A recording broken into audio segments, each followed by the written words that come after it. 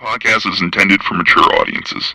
The views and opinions expressed are those of the panelists and do not reflect in any way those of the podcast partners, sponsors, or affiliates. Enjoy. Hi, this is Michael Buffer, and you're listening to the Voice of the People. Let's get ready for Boxing Voice. Every day I'm hustling.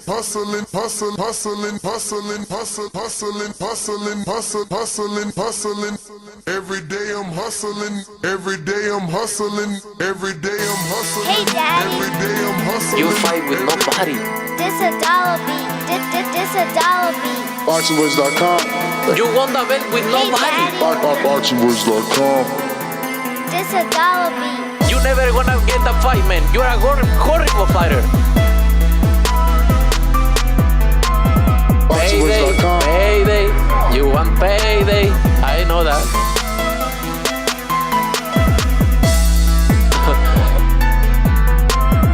Oh, look this guy. That's the plan to BoxingVoice.com. go for the belt, and I'm coming, man. I'm coming, my friend. Get the fuck out of here, man. Please, get the fuck out of here, man. BoxingVoice.com. Because I'm gonna fuck you out right now, motherfucker. BoxingVoice.com. Good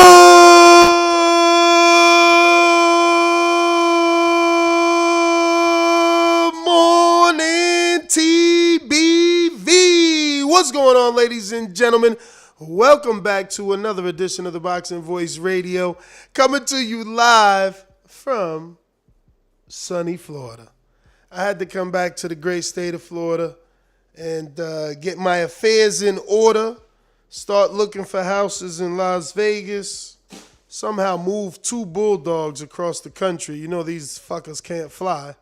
So I got a lot of shit to get to do before I can do what I want to do with life. But nonetheless, the show doesn't stop. We're here to talk some boxing, and we're going to continue our rise to the top. I am your host, Nestor Gibbs. Find me on Instagram and Twitter at NestGTO. You already know we about to blow. Let's fucking go, man. Early in the morning, we here to rock out, talking some boxing with you. I got my little Skype pulled up in case any of my good, great co-hosts want to join. Till then, we're going to kick it off with this brand new super chat from my man George the Last Patriot that says, Resident Wilder hater reporting for duty.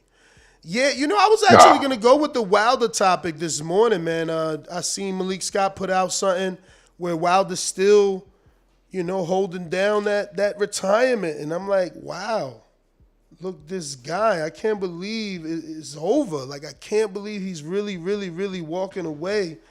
You know, he's got 2 or 3 good fights out there that are winnable, that are not Tyson Fury. I just can't believe he's gone. It's crazy because I was recalling my time with him, man, and all the many camps that he gave me. And again, I can't believe that he's gone. I can't believe he's going to just not get a win. You know, he could beat an Andy, bro. He could beat an Andy on the way out and just then walk off into the sunset. You know what I mean? Beating another former champion. I don't know. He got the bread. He got the bread, man. When you got the bread, you got the bread. You do what you do. You know, you don't have to keep working. You know, and that's what the article said. They was like, look, you know, Wilder, he started this out to take care of his daughter, and he's done that now, 10 times. You know, he's made more than he's ever imagined to make. He came into this game wanting to be a journeyman. So, you know, he's done what he's got to do, but I just feel like because you've made it to that level, because you've gotten a taste of glory, why not leave out on it? And you can do that. You can have yourself a great all-American, Mexican-American affair between you and Andy Ruiz. Do it somewhere in the West Coast, you know, Las Vegas, L.A.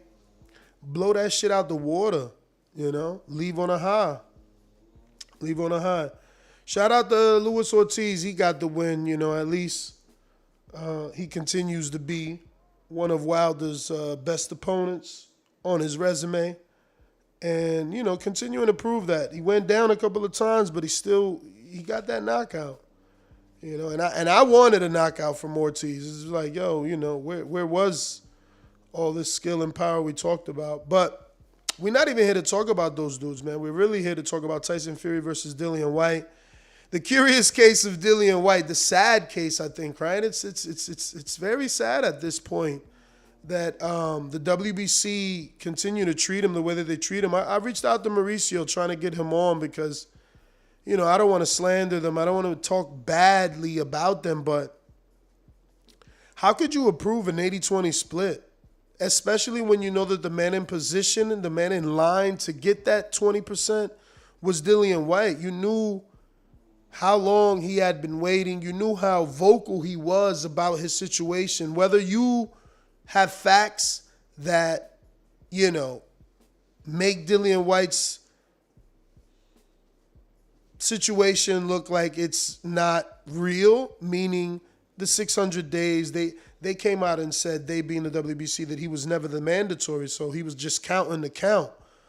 But because they know he's vocal, because they know he would go as far as to count days that really don't matter, I think that they should have been careful, by giving Dillian Whyte 20%. Like, you knew you're going to be in this position that we're in, where not only Whyte, but even Eddie Hearn is complaining.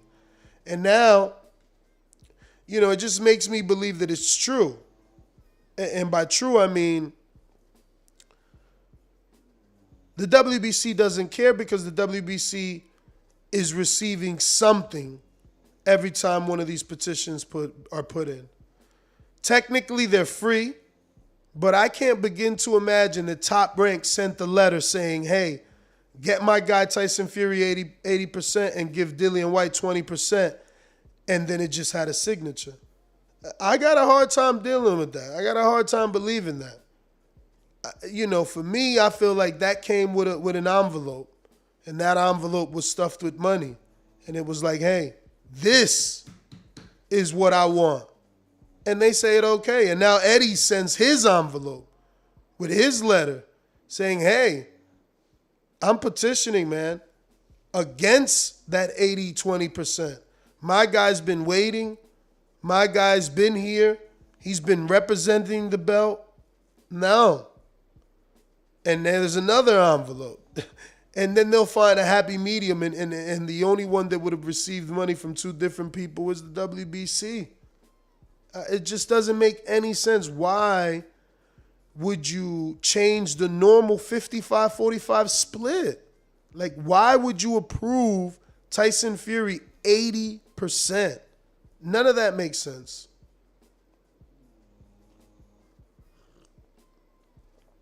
None of that makes sense, man. They're really having their way with Dillian Whyte. And that's unfortunate. That is very unfortunate, man. It's interesting because at least Bob Arum likes the fight. Todd DeBuff, they want Fury not to take Whyte, lightly. Fury, or rather Whyte, believes that he'll drop Fury and it'll be to the body.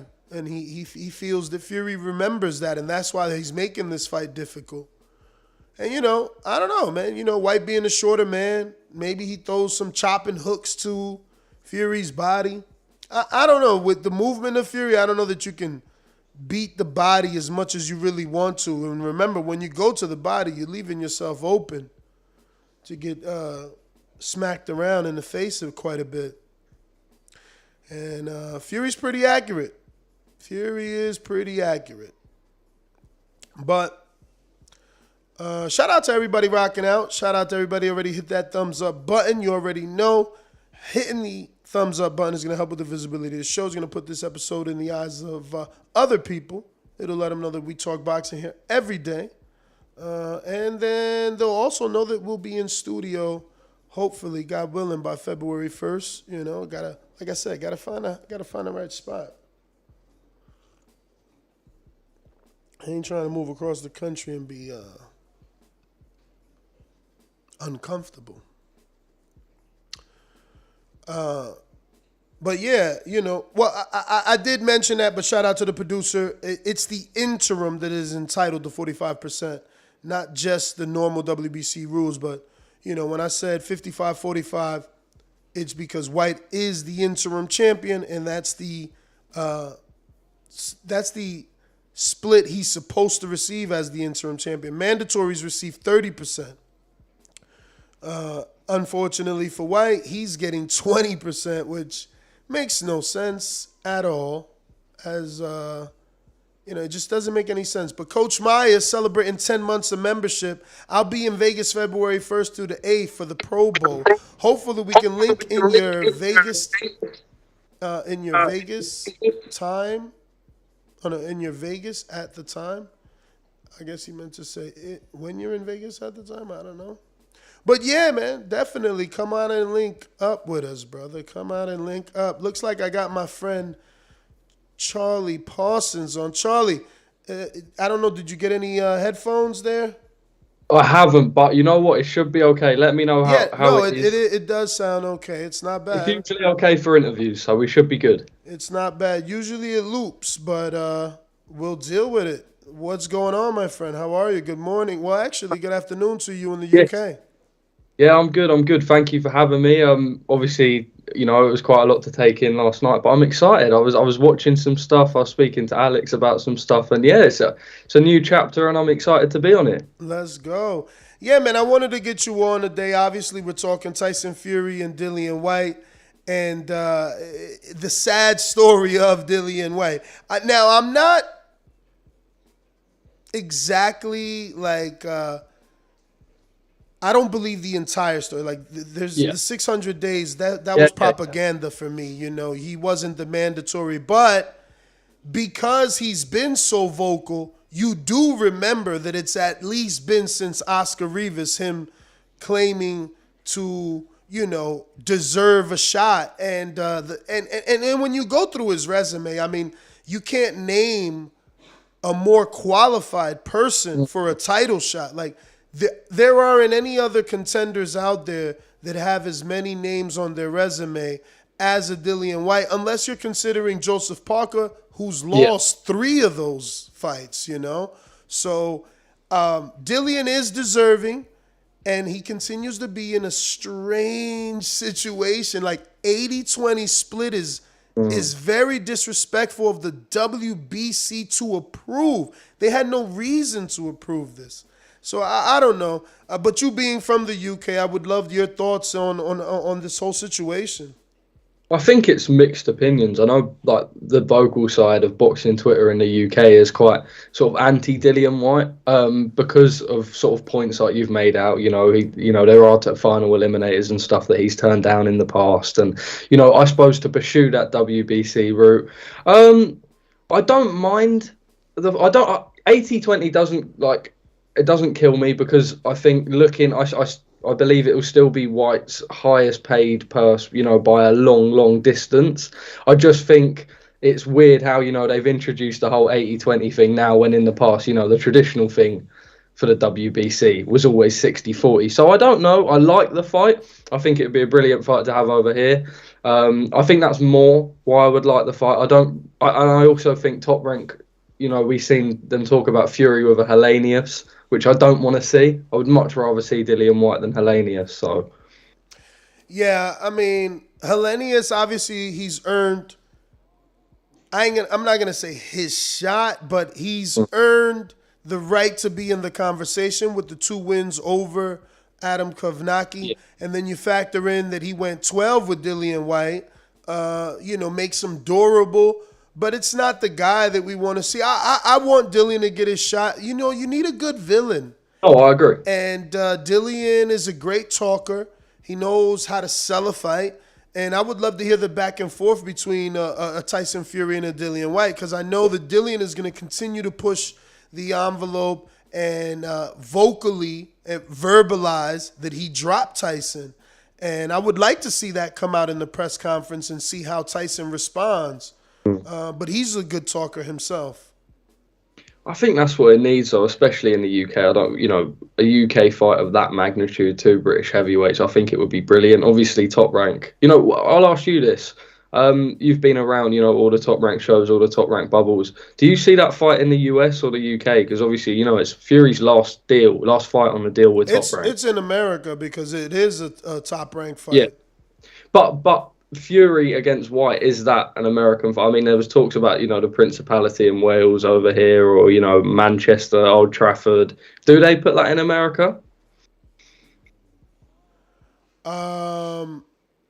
Say that again. I'm sorry, I was reading it. Do they put that fight in America? Because over here, all we've been hearing, Eddie Hearn and the other guys talk about is that fight.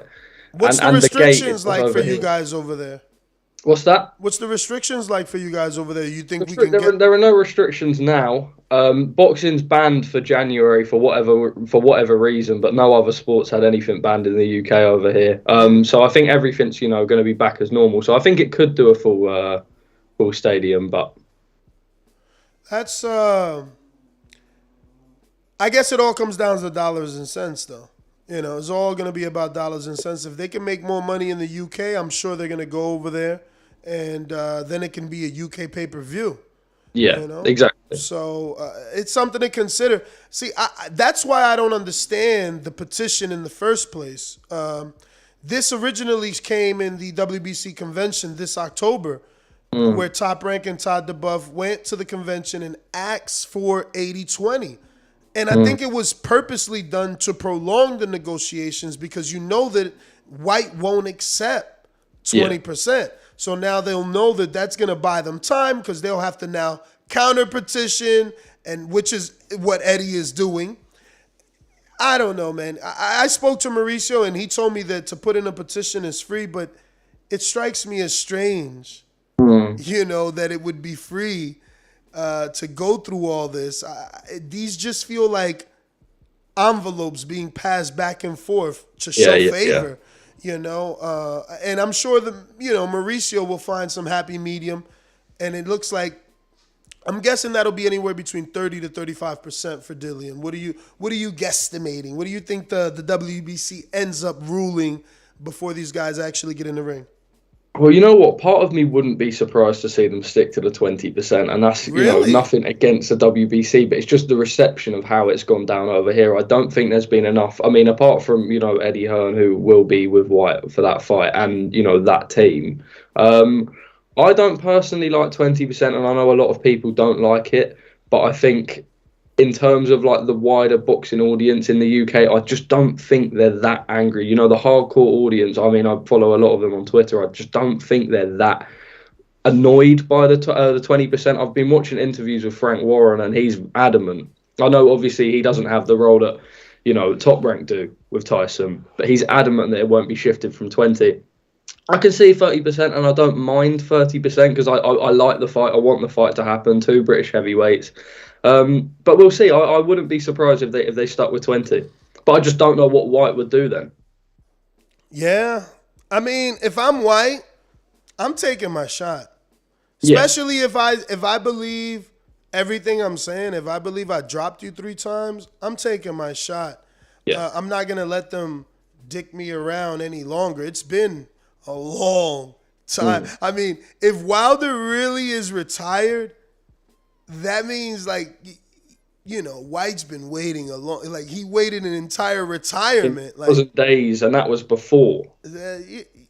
Listen, I always thought that Wilder-White fight was going to happen because the way they talked about each other, it was such a disrespectful manner. I figured those 2 men had to square off, and that fight didn't happen. So nothing surprises me anymore. I got a super chat from CRB1 that says, I told you AJ Fury wouldn't happen. You didn't listen. Told you Fury Hajabel was all cap. You didn't listen. Told you Wilder Martin was cap. You didn't listen. Okay, I'm listening now. What are you saying about this 80-20 split? That's what we're talking about. Ness, just don't move to east side of Vegas. Nah, man, I'm not planning on the east side. Everybody that I know lives in Henderson, which is unfortunate because I only know people with money in Vegas. You know what I'm saying? The Porters, the Haneys, things like that. It's like Henderson. Even Danny lives in Henderson. Shout out to Daniel Alvarez with the beautiful home in Henderson somewhere in the hills. We got another super chat from CRB1 who says, no matter what Bob Frank say, ESPN will never let Fury fight in the UK at 5 or 6 p.m. on Saturday during the NCAA tournament. People are stupid and don't get it. Well, at least he's not talking about me. I clearly said it's going to be in America. I believe it'll be in America. We got another one. Shout out to CRB trying to ring the alarm. That is the third one in a row. Shout out to you. Uh-oh, I forgot I changed my whole sound bites things. Where are we at? Air horns. Fury isn't fighting White, dude. Shaking my head. Okay, so now he doesn't believe this fight is happening. Now you're talking about what we're talking about. So do you feel that Fury won't fight White because they won't come to an agreement? Now, I will say this. In the articles that I did send you, you can clearly see Ty DeBuff say, White, I'll pull up the exact quote, but he basically, I'm paraphrasing, he's like, White or whoever, it's the same thing in their eyes. And I'll get the exact quote here. But yeah, do you think there's a possibility that White isn't an option at all?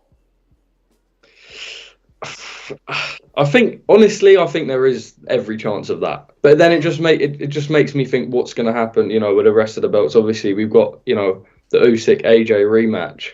Where does White go from then on? I mean, does the whole 1,000 days fiasco carry on? I mean, it feels like it's sort of never going to end. If the fight doesn't happen here, it's, when will it happen?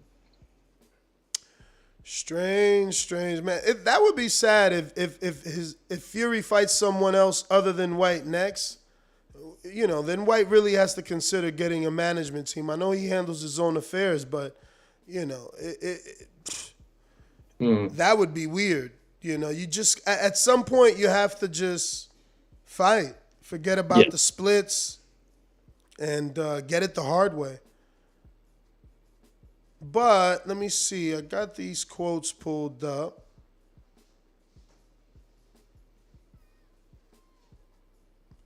Maybe it's the Sky Sports one. All right. I think someone said 80-20 is to force a fight to purse bids. Yes, potentially. But, once again, the fight could just fall through, which, I feel like more and more is the chance of happening every single day at the minute. Yeah, because right now they're at 80-20. White's team wants 55-45. And that is the natural split that he's supposed to get as the interim champion. And they have 1 week.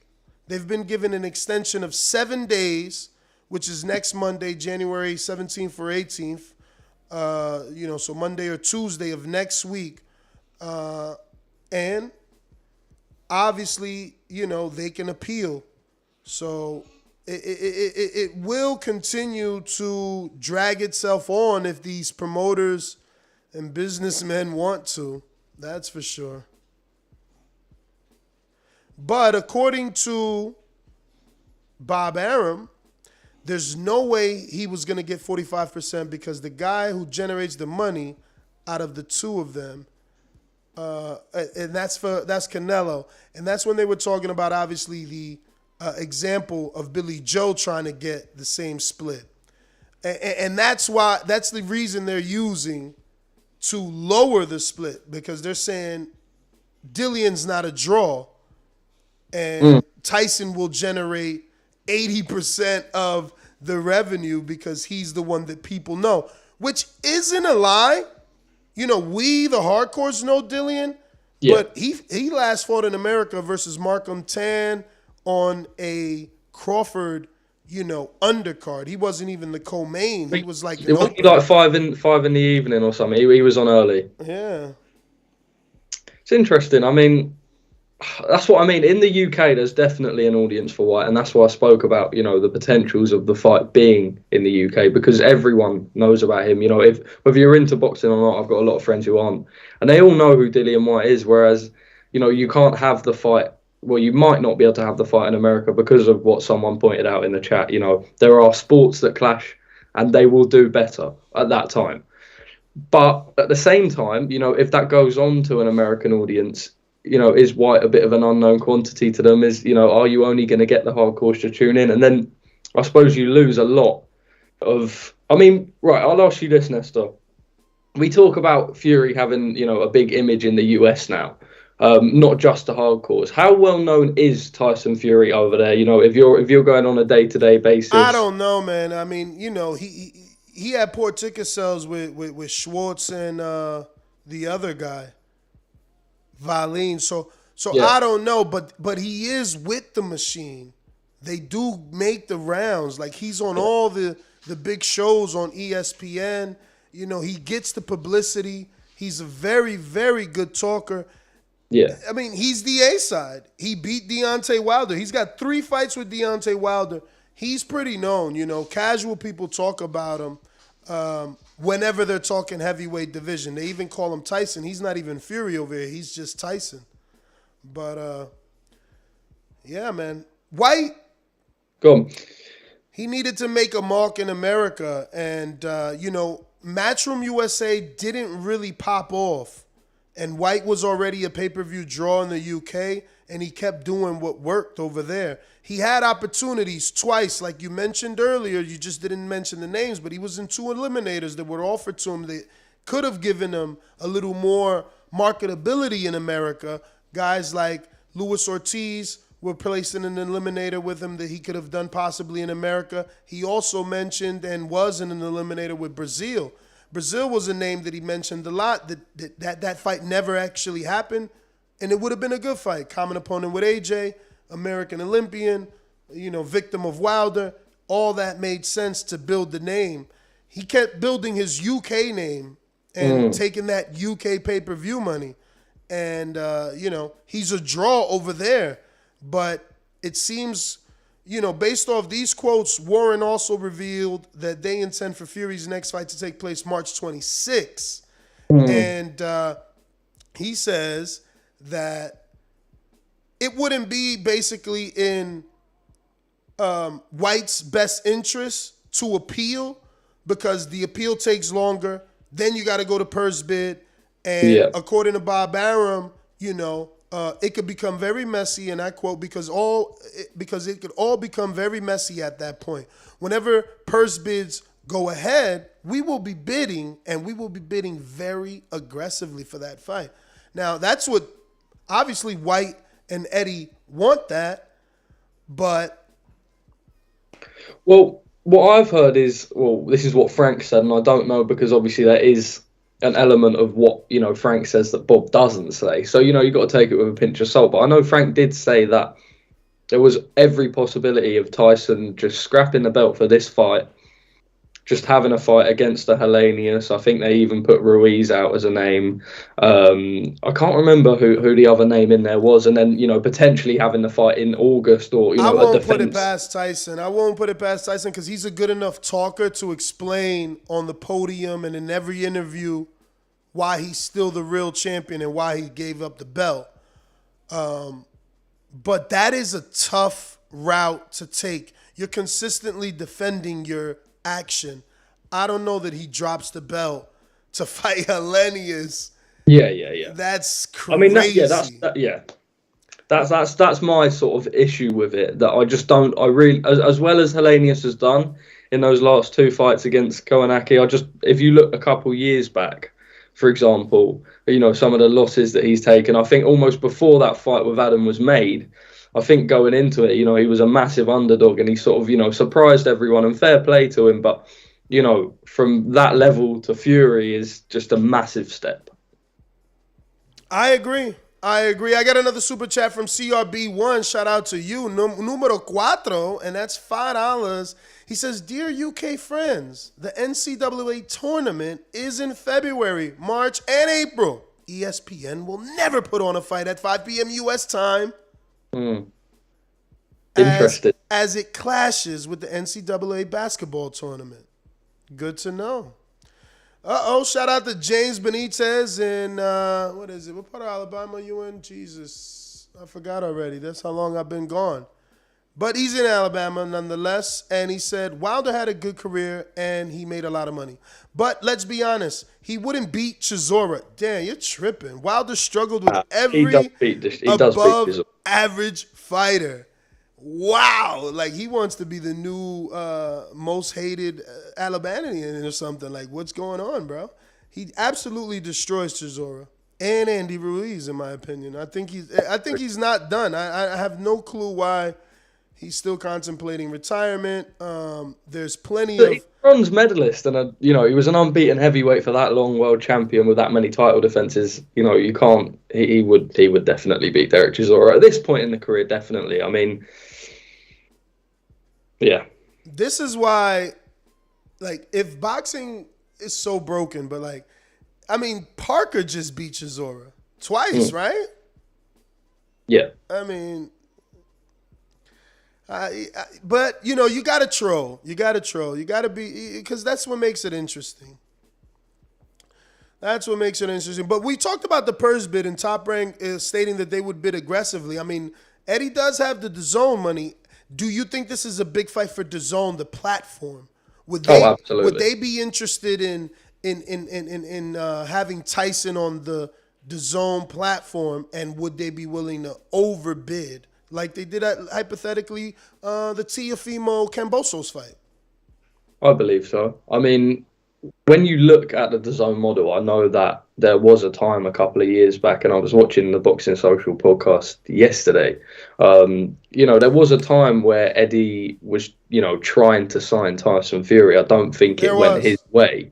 I believe that, any opportunity to get a fight of that magnitude, they will. I think they'll bid very heavily for it. I look forward to seeing everyone in the new year and asking them, because a month's gone on without boxing over here. Yeah, a lot of talk like we've got right now is going on. I think they would. I think they would bid heavily. But obviously, like the person who donated pointed out, there is an element of question around it because, like the guy said, you put that on, okay, maybe not on ESPN to clash with whatever it is that it clashes with. But at the end of the day, people are going to say, what am I going to want to tune into? What's on ESPN now, or this fight, with two relatively unknown guys in the US? So there is that element behind it. It's how they do it. It's not only getting the fight itself and the rights for the fight itself. It's, how do we market this? What's the best time that we put this on? We hear that Fury wants to fight in March. Well, how do we do that fight in March and keep that American audience? That's the question around it for me. Yeah. I'm sure ESPN has given Bob Arum and Top Rank their approved time frames.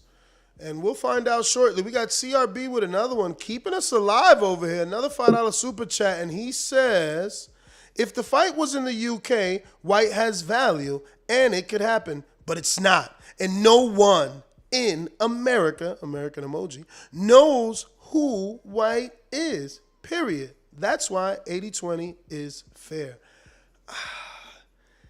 I don't know that that's fair. I don't know that like the word logic. I only have my only problem with everything he said is that he ended in the word fair.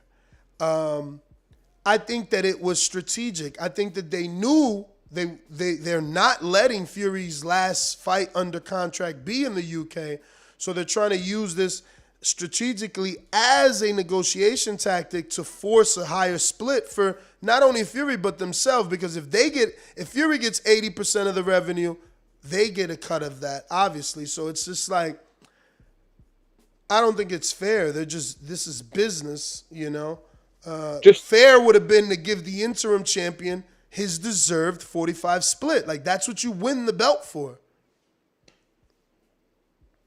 But do you think, I'll ask you this, do you think that it should have been 55-45? Because as much as I don't really support the 80-20, and I know the 45 is what they give someone in the position that Dillian Whyte's in, I think the point that they've done making it 80-20 and the point that, certainly Team Tyson are making is this will be a career high payday for Dillian Whyte nevertheless. And that's okay. That's not his fault. It's the WBC's fault, who were greedy and decided to make an interim champion when Wilder wasn't injured, Wilder wasn't hurt. He just had a rematch clause. The WBC created this mess like they created the mess at 135, and we keep trying to clean it up. These motherfuckers need to get it right. You fucked up and made him an interim champion. Give him his 45%. Now you want to make him an interim champion when it suits you. Take extra sanctioning fees when it suits you. And now show favor to Top Rank because it suits you. Like, it's not fair. That's what's not fair. I agree. That's what's not fair. You know, if I'm the interim titleist, I'm defending that shit. I'm putting on pay-per-view worthy shows for your belt, and now it's time for me to get paid with your belt, and you're decreasing my paycheck? Fuck no. He should be yelling from the top of the mountains. WBC's out of control. Like I said, I reached out to Mauricio this morning. I don't like to just talk shit about people. I want to know, why would you do this shit? You keep doing all this bullshit. You fucked up the 135-pound division 3 years ago. 3 years ago, they invented this bullshit, Vasyl Lomachenko, undisputed shit. Thank God for Josh Taylor. Thank God that there's fighters like Josh Taylor that at least think like me and will never let Teofimo think that he's undisputed. Motherfucker, it's disputed that you was undisputed. Stop saying that shit. You was never undisputed. Devin Haney was always there. Mauricio helped you just like he helped Vasyl. And it's not that you wanted help. I'm not calling him a duck or afraid of none of that. But everybody loves to just adapt their situation, and it's not fair. You know, Dillian he's within his right as an interim champion to get 45%. Now Tyson, because he's a $25 million fighter, doesn't want to give up 45%. That's not my motherfucking fault. Drop the belt then. Walk away. Walk away. Because guess what? Dillian will pick that shit up and do pay-per-views all day in the UK. I like that. You know what? That is the first time I've heard someone from the American audience give that sort of view. Because all I've seen from now on is, you know, from this point is just, you know, take the 20%, take the 20%. I think you're the first person I've heard actually, you know, sort of make that point against taking the 20%. And I make the point against the 20%. It's so difficult because it's hard. Like I say, it's just hard to draw the line. You know, that 45% is, you know, what they always give to interim champions. But I suppose the argument that they're making, and I would like to see the reasoning behind the 20% because it just doesn't add up. It doesn't make sense. It's not fair to anyone. When someone's been fighting for your belts, I mean, let's look back years and years ago. You know, before he was the interim champion, he was fighting for silver belts and, you know, all these belts that got him the ranking, hence the whole 1,000 days fiasco. The 20% does seem disrespectful. It is. It's a slap in his face. It's like, Dillian, I know you've been saying you didn't get an opportunity in 600 days. So what? Dillian, guess what? I know you've been asking for the Wilder fight. So what? Hey, I know you've been waiting since the Wilder fucking trilogy. So what?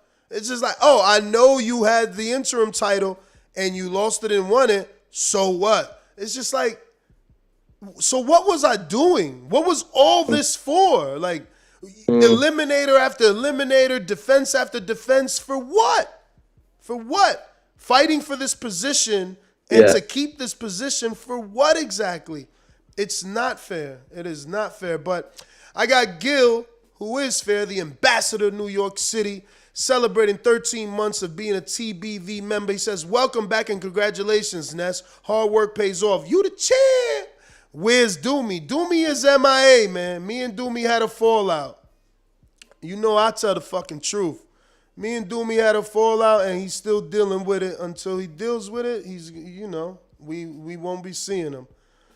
Where are we at?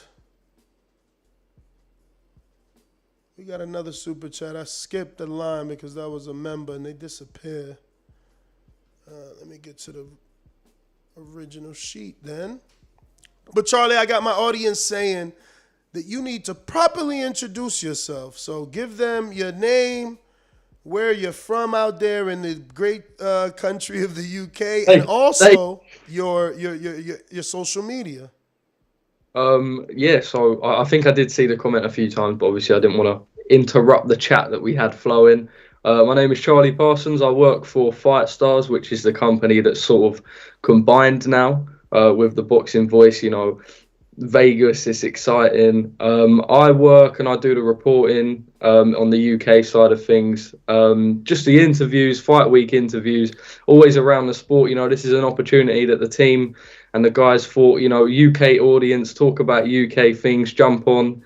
My social media at Parsons with a 0 instead of the O on Instagram, and then at Charlie Parsons on Twitter, where I'm always talking about boxing. And yeah, you know, this is another opportunity for me to do just that. You know, it's nice to interact. I mean, you see these things, and I was watching before I joined on, and I thought, you know what, I'm not joining at 2:30. I'm jumping straight on now. Let's do it, man. Let's do it. I'm glad. Like I told you, you know, they could be rough on the UK, but if you got thick skin, there's a huge UK audience. You know, you'll see him. Steve is in the UK. There's a lot of people in the chat. They've been waiting for someone. They needed their Luke Skywalker, man. And we'll get the setup looking a bit more professional. Don't you worry. All right, so now we might have an issue because Adrian joined us. So now you might get a loop back. Do you have any headphones over there, Parsons? Let me run. Because now that we have a third co-host, when he talks, it might loop into out of your speakers and into your mic. Adrian Rowan, what's going on, my friend? You know, man, another day, another dollar, you know, another year older. So, you know what I'm saying? I'm just happy, you know, to be on the earth a little bit longer. So, you know, it is what it is. But I'm ready to talk some boxing, man. I missed it. You know? Yeah, man. I definitely missed it, brother. You know, the great Lord let me know. I needed to miss it. He had to teach me some lessons. But we got LV Slugger with the $5 super chat. He says, I hope Wilder retires. He has nothing else to prove. The heavyweight division will be right back boring once he does retire. Hashtag most exciting man in boxing. Hashtag you're a fucking hater. That's spoken like a true hater. You know, he's bitter that his man didn't win. So he's like, nah, now you just retire. Fuck it. No. Why? There's other great fights out there. Like, that advice is so weak to me. I don't even understand that advice, for real. Like, why should Deontay Wilder retire? Especially when people want him not to. It's like some mean shit. You tell him, no, you stay retired, Wilder. Why? Like, everything you said didn't come true. So why not get back on the saddle and show us everything you were saying? Speak it, believe it, receive it. Go still fucking believe it, speak it, and receive it is all I'm saying there. Go beat Andy Ruiz. What's wrong with that fight? I don't understand why people like, stop protecting Wilder, man. Stop protecting Wilder. He's 36 years old, and he's fucking healthy as an ox. He was out here lifting up logs and shit. Stop it, man. He can fight. Plus, he could probably make another $40 million over his career easy. I would do it, but I don't know. He's got a lot of millions too. So I mean, I guess if I was in his position, I just look at it like you're never gonna make that kind of money doing anything else, unless you make really good investments that quickly. Man, so I mean, go ahead and get the bags while you can. And guess what? We're all gonna tune in to watch him knock somebody out. Listen to me. Just saying. You ain't making $30 million. I don't give a fuck who you are. You ain't making $30 million in a year if you not fighting. Like, what you doing? What the fuck is you doing? It don't matter. These dudes they're gonna talk about his investments. He ain't make not one investment that'll make him $30 million in a year, bro. Like, stop it. If it was like that, everybody that's rich would be richer. The fuck out of here. You can't just make $30 million. You guys are seriously crazy. 30 million is 30 fucking million. That's a lot of money. Okay? That shit happens. He's on the highest paid athletes list for a reason. You know, everybody would be paid $30 million if it's that fucking easy. Get out of here. When Jim Carrey made $30 million, when he became a $30 million, that shit was news around the world and the fucking globe, man. 30 million is a lot of money. Kidding me? You fight fucking Andy Ruiz, that's an easy pay-per-view, and that shit does real numbers. Real numbers. The fact that they waiting and letting Andy just sit there fighting these fucking nobody heavyweights, they're ruining Andy's star power.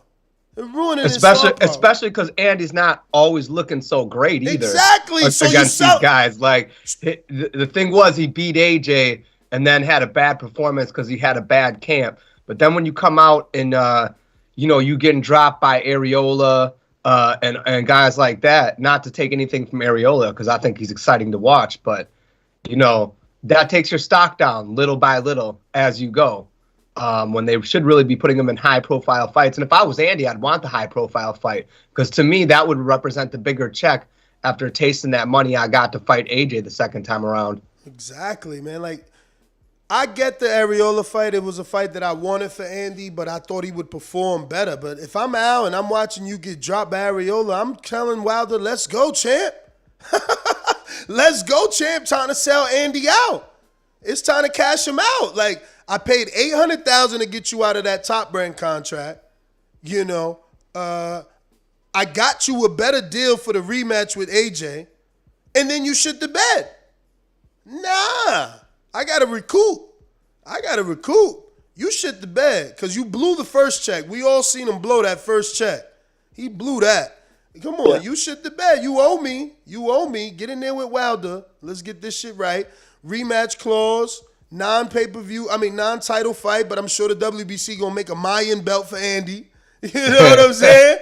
They gonna make a Mayan belt for first American heavyweight Mexican, the Mayan belt from the Culiacanes. Like, he gonna make some shit up. They gonna make some shit up and get it. Parsons, he's gonna make something up, and he wants to be there, hoisting up a WBC green belt. Like, he wants to be there. He ain't letting Wilder and Andy fight without a belt.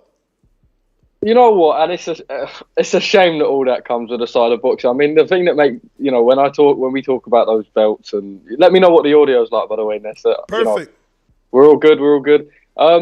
It was when Amir Khan, I think, was meant to fight. Was it Billy Dib? Was that a couple of years ago in the Middle East? And they wanted to put up like some. And this was just the most ridiculous WBC belt, So, what would be nice is seeing Andy Ruiz back in these big fights. I mean, I'd love to see him in with someone like Deontay Wilder, and I think Deontay Wilder does win. One thing I will never understand is the disrespect that Wilder gets. I think he's brilliant. So a fight like that, I think, would be fantastic for Andy Ruiz. Even a Joseph Parker. All these guys at the top are so taken up, with the belts and what's going on. We spoke about, for the first half. Why not, throw Andy in with some of these guys and start proving that we can make these, cross-promotional, fights? Because they did it with Joshua. Okay, yeah, it was a world title fight. But, and I think, I also think Joseph Parker is, of the ability to be able to go elsewhere. Joe Joyce is free. These guys are free. Let's make these fights. The Parker fight I can see for Andy because he lost a close decision. I thought Parker beat Andy. I went back and watched it when Andy was going to fight AJ. And I'm like, yeah, you lost to him. Joe's jab was just on, in my opinion. But he's with the Dazn thing, man. And I want to just say, stop this Philip Hergovich fucking, boogeyman bullshit. He's no boogeyman. Jalal J has been there, and he looked bad. Jerry Odom made him look, average, right? Or Jerry Forrest, excuse me, not Odom. That's a football player or some shit. Lamar, or I don't know. You mixing all sorts of athletes. I'm mixing out. I just made me a triathlete. But listen, we're talking about Forrest. He put hands on my Chinaman. He put hands on him. But the dude still wants the opportunity. And he's the only one. So how are you a boogeyman if there's someone calling you out who is somewhat, he's like a top 12? Is he in the top 10? Did you see his last fight, though, Ness? The last one, yes. With one that Craig, he won. With Craig Lewis, Deontay Wilder spawn party. Knocked him out. Yeah. Man never been knocked out. He's a journeyman that never been knocked out. He went to sleep, and I seen his face when he got punched. This Chinaman really has power. But he's vulnerable. Look, everybody knows Doomy hit his ass with some shit in the gym. You know what I'm saying? So, he's vulnerable. But he wants to fight. I think Hergovich would walk through Zhilei Zhang in matter of rounds. So make the fight. The biggest. So make the fight. Why is the IBF trying to make fights with dudes on other networks? Like, this man is with DAZN. He's got his hand up. He's training right now. His trainer hit me up. They're ready. They want But it. do you think that's the right prep for a final eliminator? So we're talking, and we know what it's like with mandatories. Will it actually be the final eliminator, or will he have to fight another one first? But in theory, if it is, Zhilei Zhang is no preparation for whether it be Usyk or Joshua. No, but that's not how boxing works. Like, I'm not supposed to be in an eliminator with a guy that gets me prepared for the champion. But in fact, it's a better story, Parsons. I don't know if you remember, but AJ wanted to fight this man. Joshua, Eddie wanted AJ to fight in China, so it would be the perfect story if the Chinaman can actually beat the boogeyman to then offer AJ Usyk their first They've got to go Chinese down the IBF fight. list, though. But that's my point. Everybody is ducking, right? According to the IBF, they're saying no. So by now, I'm sure you could have got to Zhilei. By now, if Luis Ortiz, I think the next person that's due to be offered the fight is Tony Yoka. That won't get accepted. He said no. According to Dan Rayfield, he said no. So it's like next. Yeah, and it will keep going down the list. I just wonder. I just don't like the fight. I personally think, ever since that fight with Jerry Forrest, and this is no disrespect to Forrest at all, because we saw him against Hunter. I just don't think that Zhilei Zhang is ready for one of the guys like Filip Hrgović, and I'm not massive on the different Hrgović style though, Parsons. Different. Hrgović ain't fucking Jerry Forrest. Hrgović was getting hit with right hands by Eric Molina, bum ass. And I don't call fighters bums, but that dude he's a school teacher that he just don't want to learn. He don't want to learn. Get out of here. And he landed right hands. Bro, Hrgović don't move. He don't have the agility of Forrest. And Forrest just deserves all the credit. He was in shape, man. He went down 3 times. You can't take that away from Zhilei. That man was supernatural that night. He went down. At least Zhilei put him down 3 times. He showed you, I'm a fucking heavyweight. I put this man down. After that third round.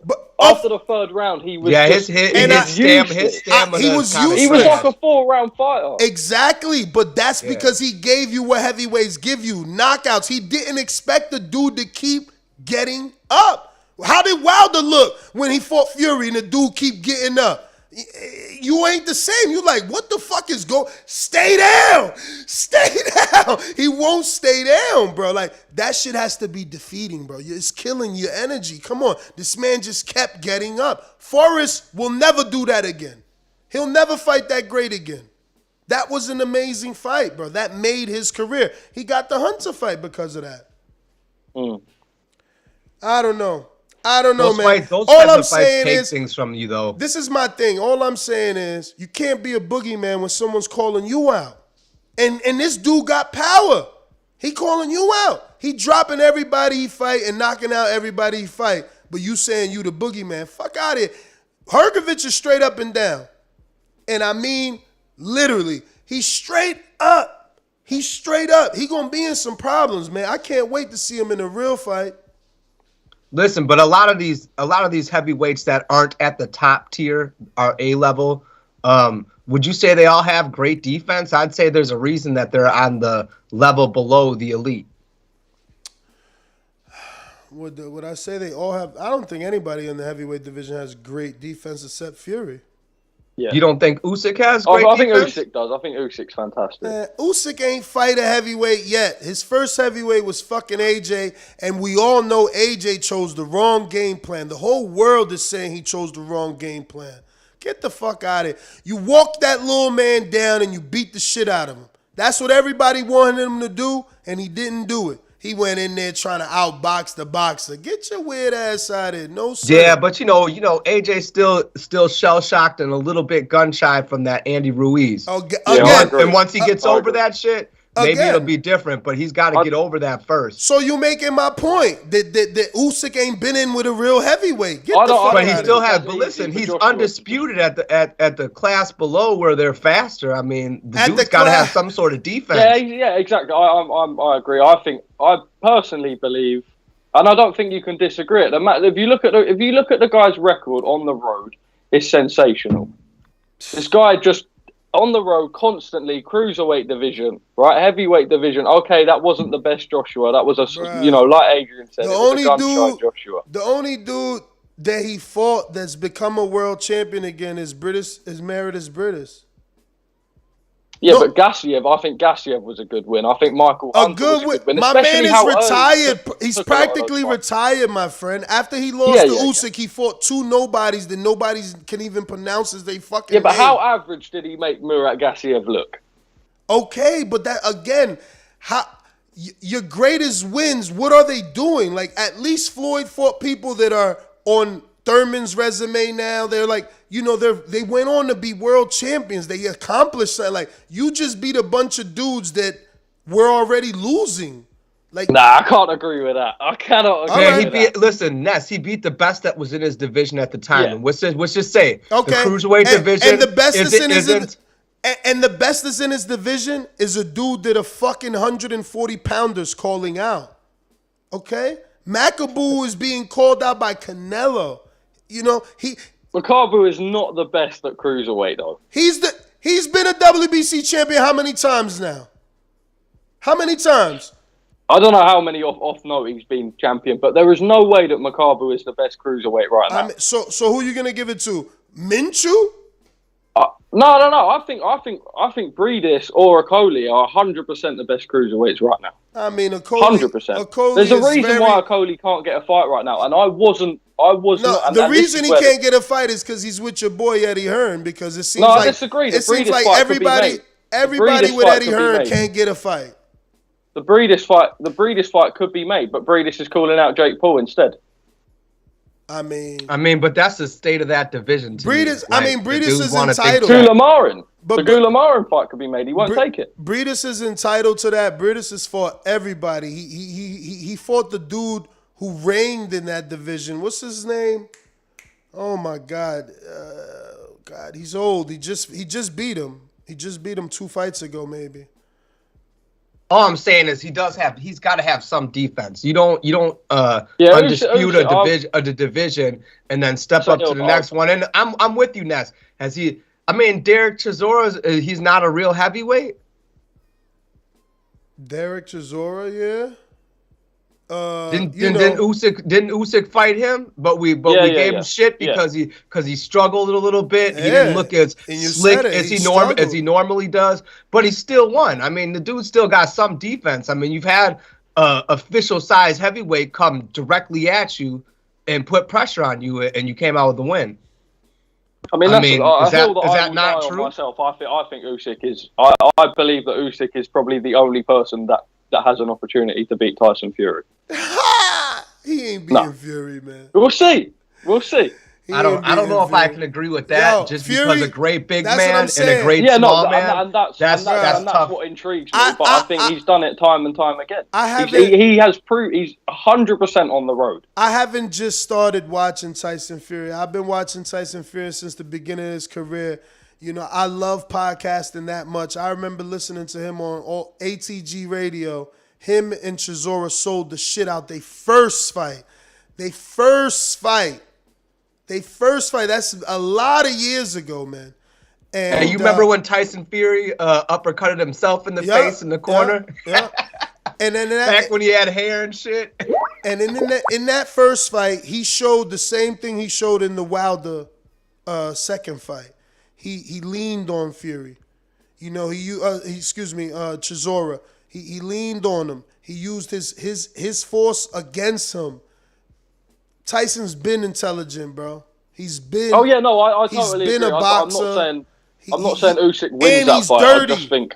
And he's dirty. Like, he does it all. Like, he's not just a good boxer. He's a good boxer, and he's a puncher, and he's aggressive, and he could tussle, and he can wrestle, and he can be dirty. He could be dirty, man. Like, bro, I don't know. I don't see Usyk. There's nothing he can do, bro. Fury's so big, too, man. Have you met him? He's so big.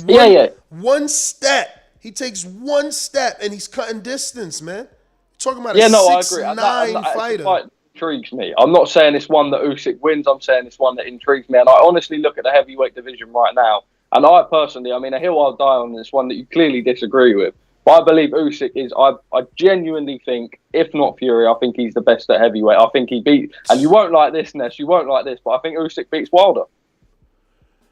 I don't know, man. He got hit. You can't get hit by Wilder. Like, Yeah. Fury proved to us that you have to be as big as Fury with the heart of Fury to get up from a Wilder shot. Other than that, nobody could get up.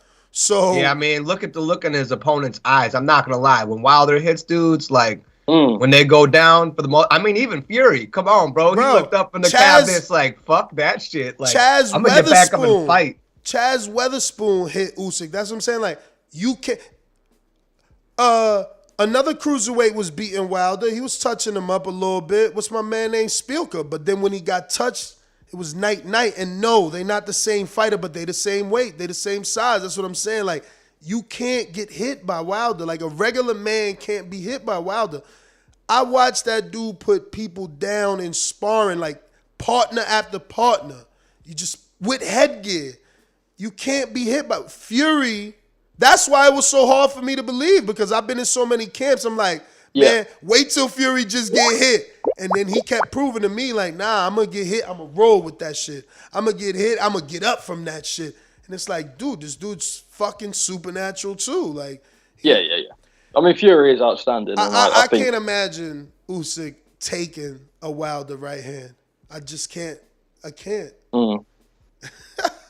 I mean, that's the thing with guys with power like that, though. I mean, you know, they Fury's hit you one time and just change the whole landscape of the fight. Remember that? But that's also another reason that that's why I would hate it if Wilder were to stop now. Yes. And obviously, you know, like he says, he's made so much money, and okay, I'll make the argument that potentially Usyk would beat Wilder. You know, whether you disagree with that or not, I think that's still the fact that we're even discussing fights like this for Wilder just proves how much there is out there. Okay, maybe not Usyk because, you know, it's all tied up with the belts, but I think there are so many fantastic fights out there. So many. I'm telling you, all you got to do is fight Andy straight back. That puts I love that fight. That puts him right in position. It puts him right in position. You know, now the AJ fight is back on the table, especially if AJ loses the rematch.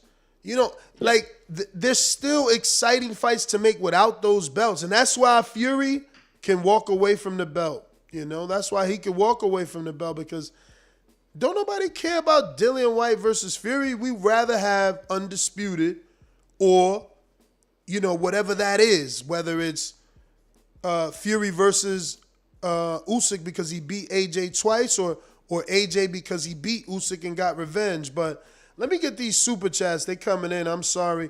We got Fred Robertson. He says, Fury can't fight in the UK anyway. Can he? Thinking emoji. Has Carefoot gone away? I don't even think it's Carefoot, but I'm pretty sure he's thinking of the guy that allegedly gave Fury the board meat. His name is something like that. And we got CRB Uno.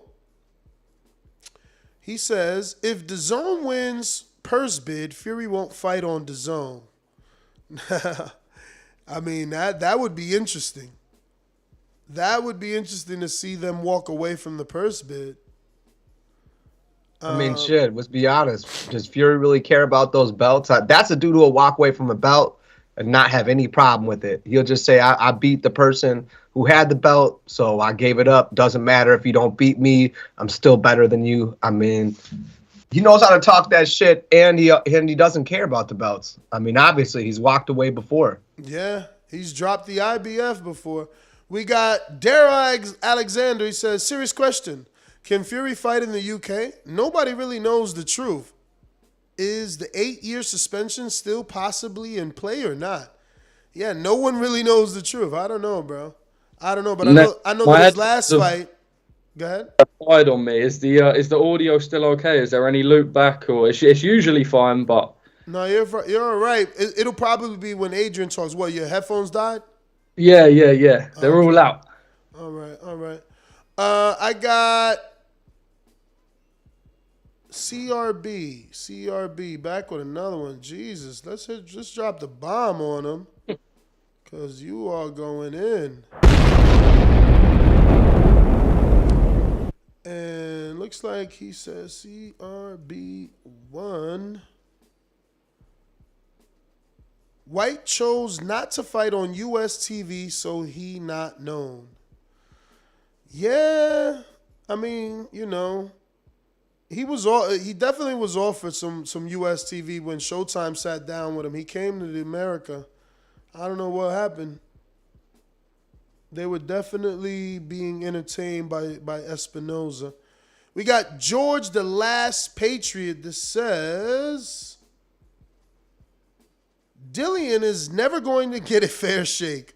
So I think he should take the Raw for a chance to win the belt. Hashtag the machine against Dillian. Yeah, man. I don't know what Raw meant. Listen, it's kind of a win-win situation. So we'll just say Dillian Whyte takes the short money, fights Tyson Fury, but has an interesting fight. Like, that raises his stock to me, as long as he doesn't just get sparked out or look bad, to make more money. I mean, I think when you make decisions as a fighter, how you move your career, certain things you do, things you didn't do when you had the opportunity, obviously that shapes your future and your opportunities. So I think it's actually like, I mean, I get it. I wouldn't want to take short money either. But at the same time, one, like you said, Ness, if you believe you can win, I mean, why not take the opportunity? And then two, it's still going to get you a lot of exposure that you're not getting in your other fights, especially if you do it over here in America. Mm-hmm.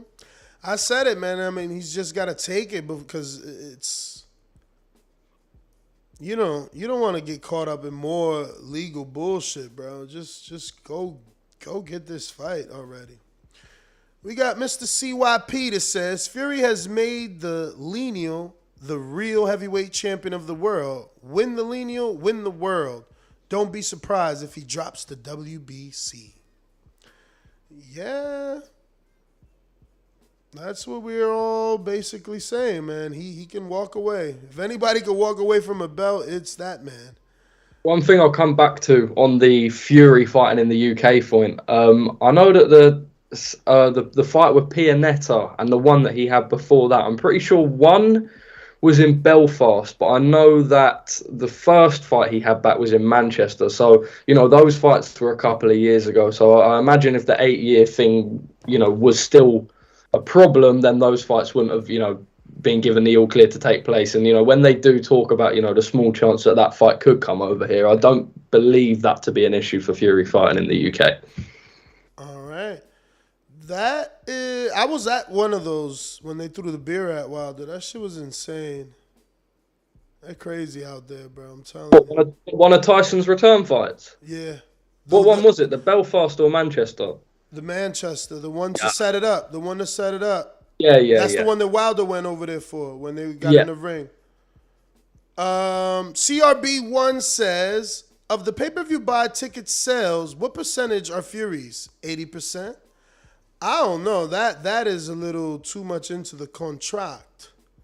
And he's right back with another one, and he says, Wilder just got 40%, so why you getting more? Laughing my ass off.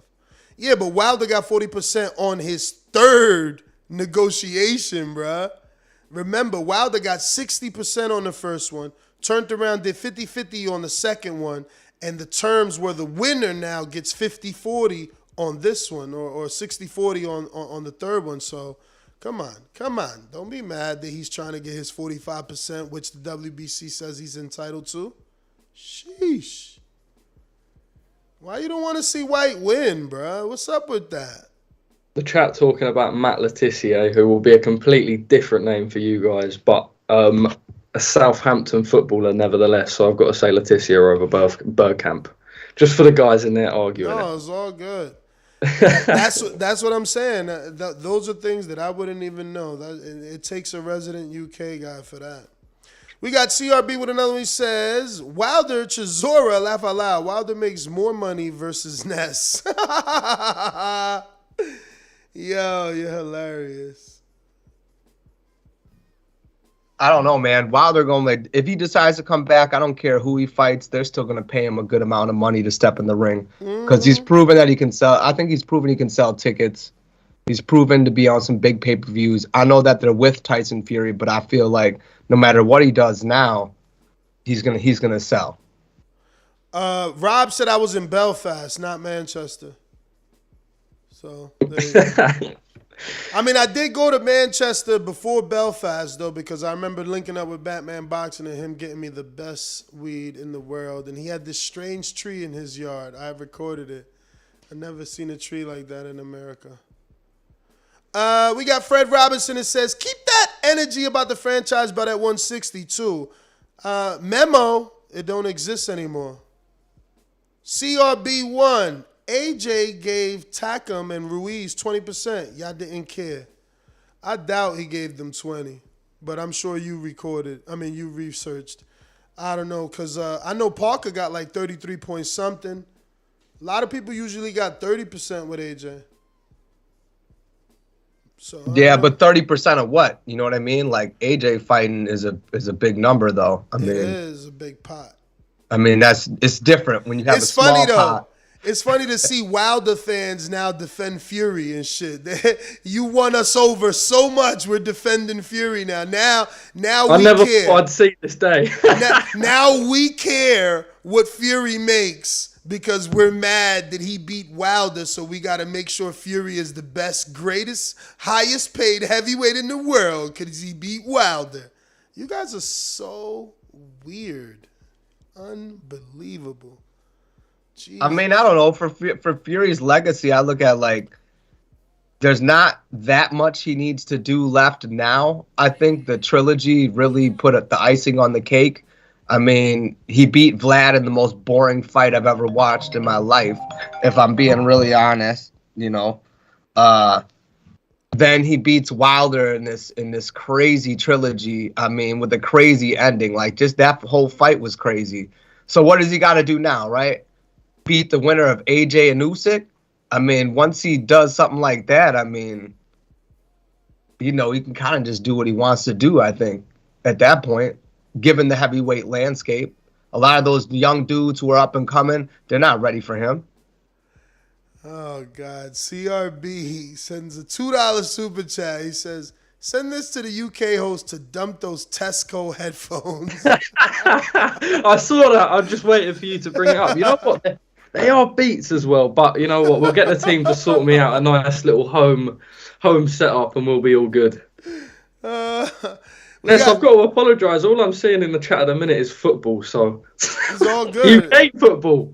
No, listen, they need someone to talk to about that shit because they know I don't know nothing about it. We got LV Slugger that says Wilder haters and fans who never believed in Wilder want to see him fight. Name me a boxer in history had a trilogy. Here we go with his facts. Oh, man, where'd the super chat go, Slugger? Okay, there it goes. Name me. No, that's the wrong one. Fudge. $10. Here we go. Name me a boxer in history that had a trilogy with a man that outweighs him 50 plus pounds in every fight. Hashtag living legend, one of one. Bruh, get the fuck out of here. Yo, they trying to make up accolades and shit now. Yo, no one ever fought someone 50 pounds heavier. Beat it, bro. That's not even a fucking accolade, bro. Like, now you just being in the fight. Oh, man, let me just shut up. I'm going to keep it moving. James Benitez, what up? Back with another one. And he says, I think the heavyweight division will be... No, we read that one, right? Actually, no. I think the heavyweight division will be better now that Wilder hype is done. Wilder struggles with all elites. Future heavyweights show promise. Okay. This guy does not like Wilder. Did you notice? There's no bias there at all whatsoever. Whoa, James back with another one, and he says, Chisora fought much better competition than Wilder. Wilder fought only one elite fighter. Chisora fought 5 at the least. Wilder needs to retire and stay retired. Damn. But that is like number 5. It's time to. And he's right back with another one. Parker, Ruiz, Sanchez, both big babies beat Wilder. Damn. He said both big babies. Yo, the way, just reading it like that sounds funny.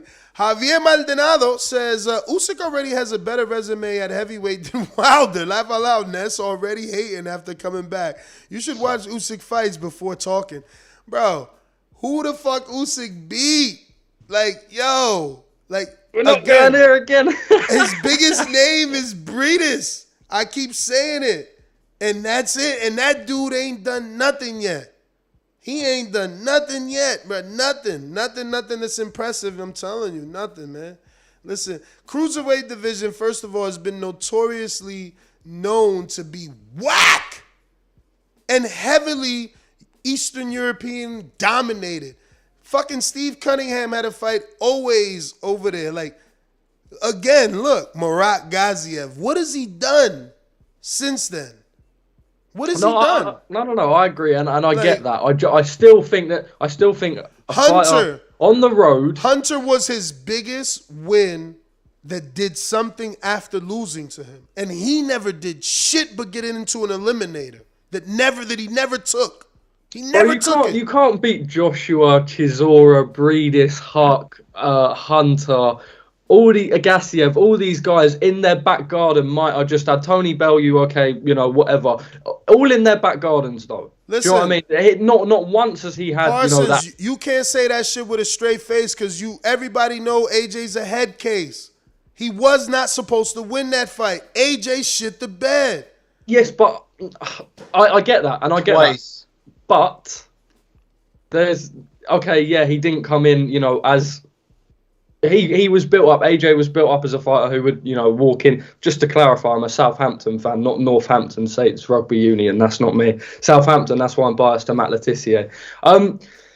Usyk going in everyone's back garden, and Joshua. He was built up as this big guy, who walked through everyone. That first Andy Ruiz fight pointed out that clearly that wasn't, the way. He had to box with an element of, he had to come in a bit lighter and be a bit more sensible. And I do believe that now he is stuck in the middle, do I box or do I go gung-ho? He says different stuff, and it's about implementing both. I personally believe Usyk wins the rematch. I don't think Joshua wins that fight. And I think Usyk is a lot better than people, okay, maybe yourself, Ness, will give credit for. But, we'll see. I mean, look, I want to give him, I wanted to stop hating on Usyk, but then AJ is a head case. I heard a show yesterday how they're recommending he gets a sports psychologist. I can't believe we're 3 years removed from the AJ Andy Ruiz fight, and they still recommending a fucking sports psychologist. Just fucking retire. If you need someone to get the fucking eye of the tiger out of you, it's gone. It's okay.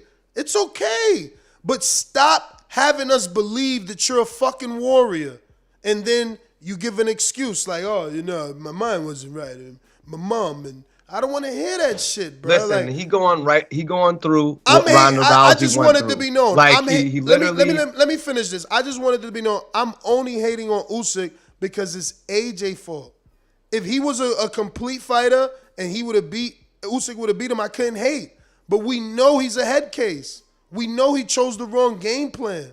I'm just saying that. Yeah, I agree. AJ, and someone just said AJ seems so lost. There is an element of that where you watch the interviews and, what side of AJ are we getting? But I still think there's a guy, undisputed at cruiserweight. Say what you want about the cruiserweight division. It's not easy, right?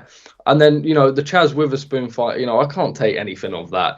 We can't take that fight seriously. Chisora, okay. People say Chisora roughed Usyk up, whatever. Usyk still won the fight. And then he boxed, regardless of how we say Joshua boxed. People say he looks lost or whatever. At the end of the day, he still went in Joshua. I was at the fight, 70,000 people there. That was Joshua's back home. Joshua's from North London, So regardless of what we say, he's still gone and put in a very comfortable performance, really, against, a champion like Joshua. I don't think you can dispute that. I mean, at the end of the day, AJ is shook. Ask Jerry he never Forrest. recovered. Ask Jerry Forrest how good Usyk is, man. Listen, AJ's look what he good. did. Look what he did to Hunter. Is all I'm saying. If the dudes that Usyk was beating was great, they won't be struggling with journeymen. Journeymen got them struggling. Like, who you really beat? Who you really beat if a journeyman got you struggling? You an Olympian. You out here saying you beat Tyson and you could beat Tyson, and then Jerry Forrest do that to you, who happens to be a common opponent with Usyk. Michael Hunter's a common opponent with Usyk. I'm just saying, man. Truth is truth.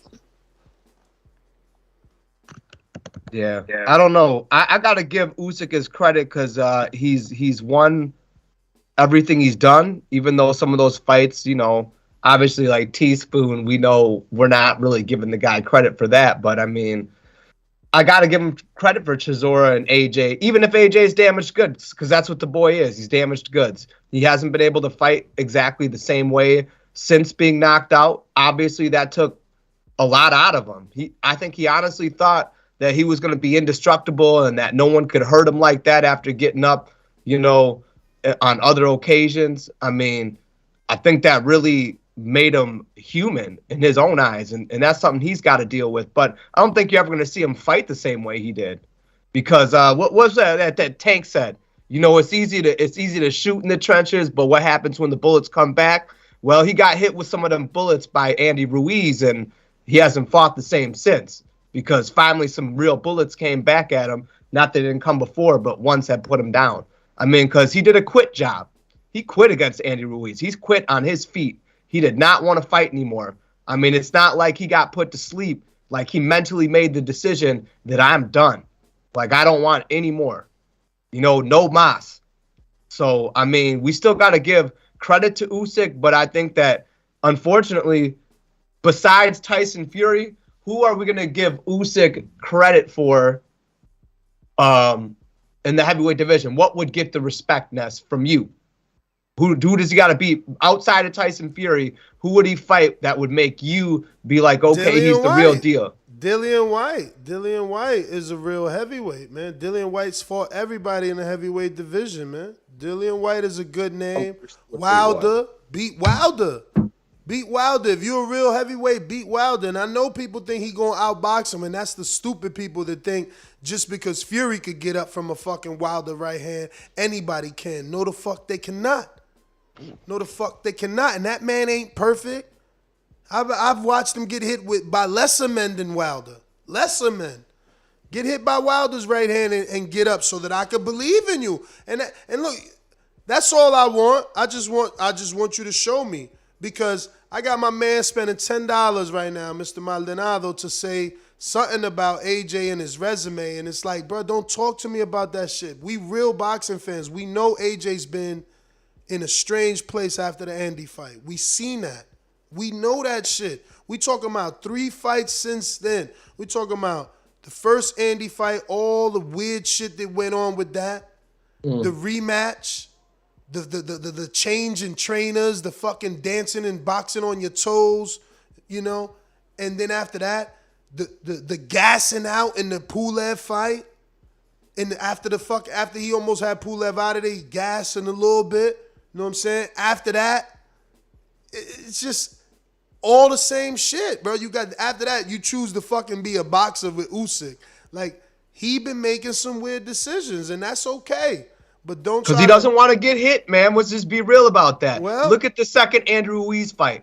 Every time they got to a point where they might duke it out in the middle, AJ, every time he got touched, looked shook. They weren't even, like, to me, I'm not in there getting hit, but like hard shots. But you seen him back up. You could see it in his eyes. He just did not want to get any contact. He was worried about that punch coming back that put him down the first fight. And I feel like he's been fighting like that ever since. He's worried about that one shot that's going to affect him now. I he's just like every other heavyweight. It's heavyweight boxing. All it takes is one.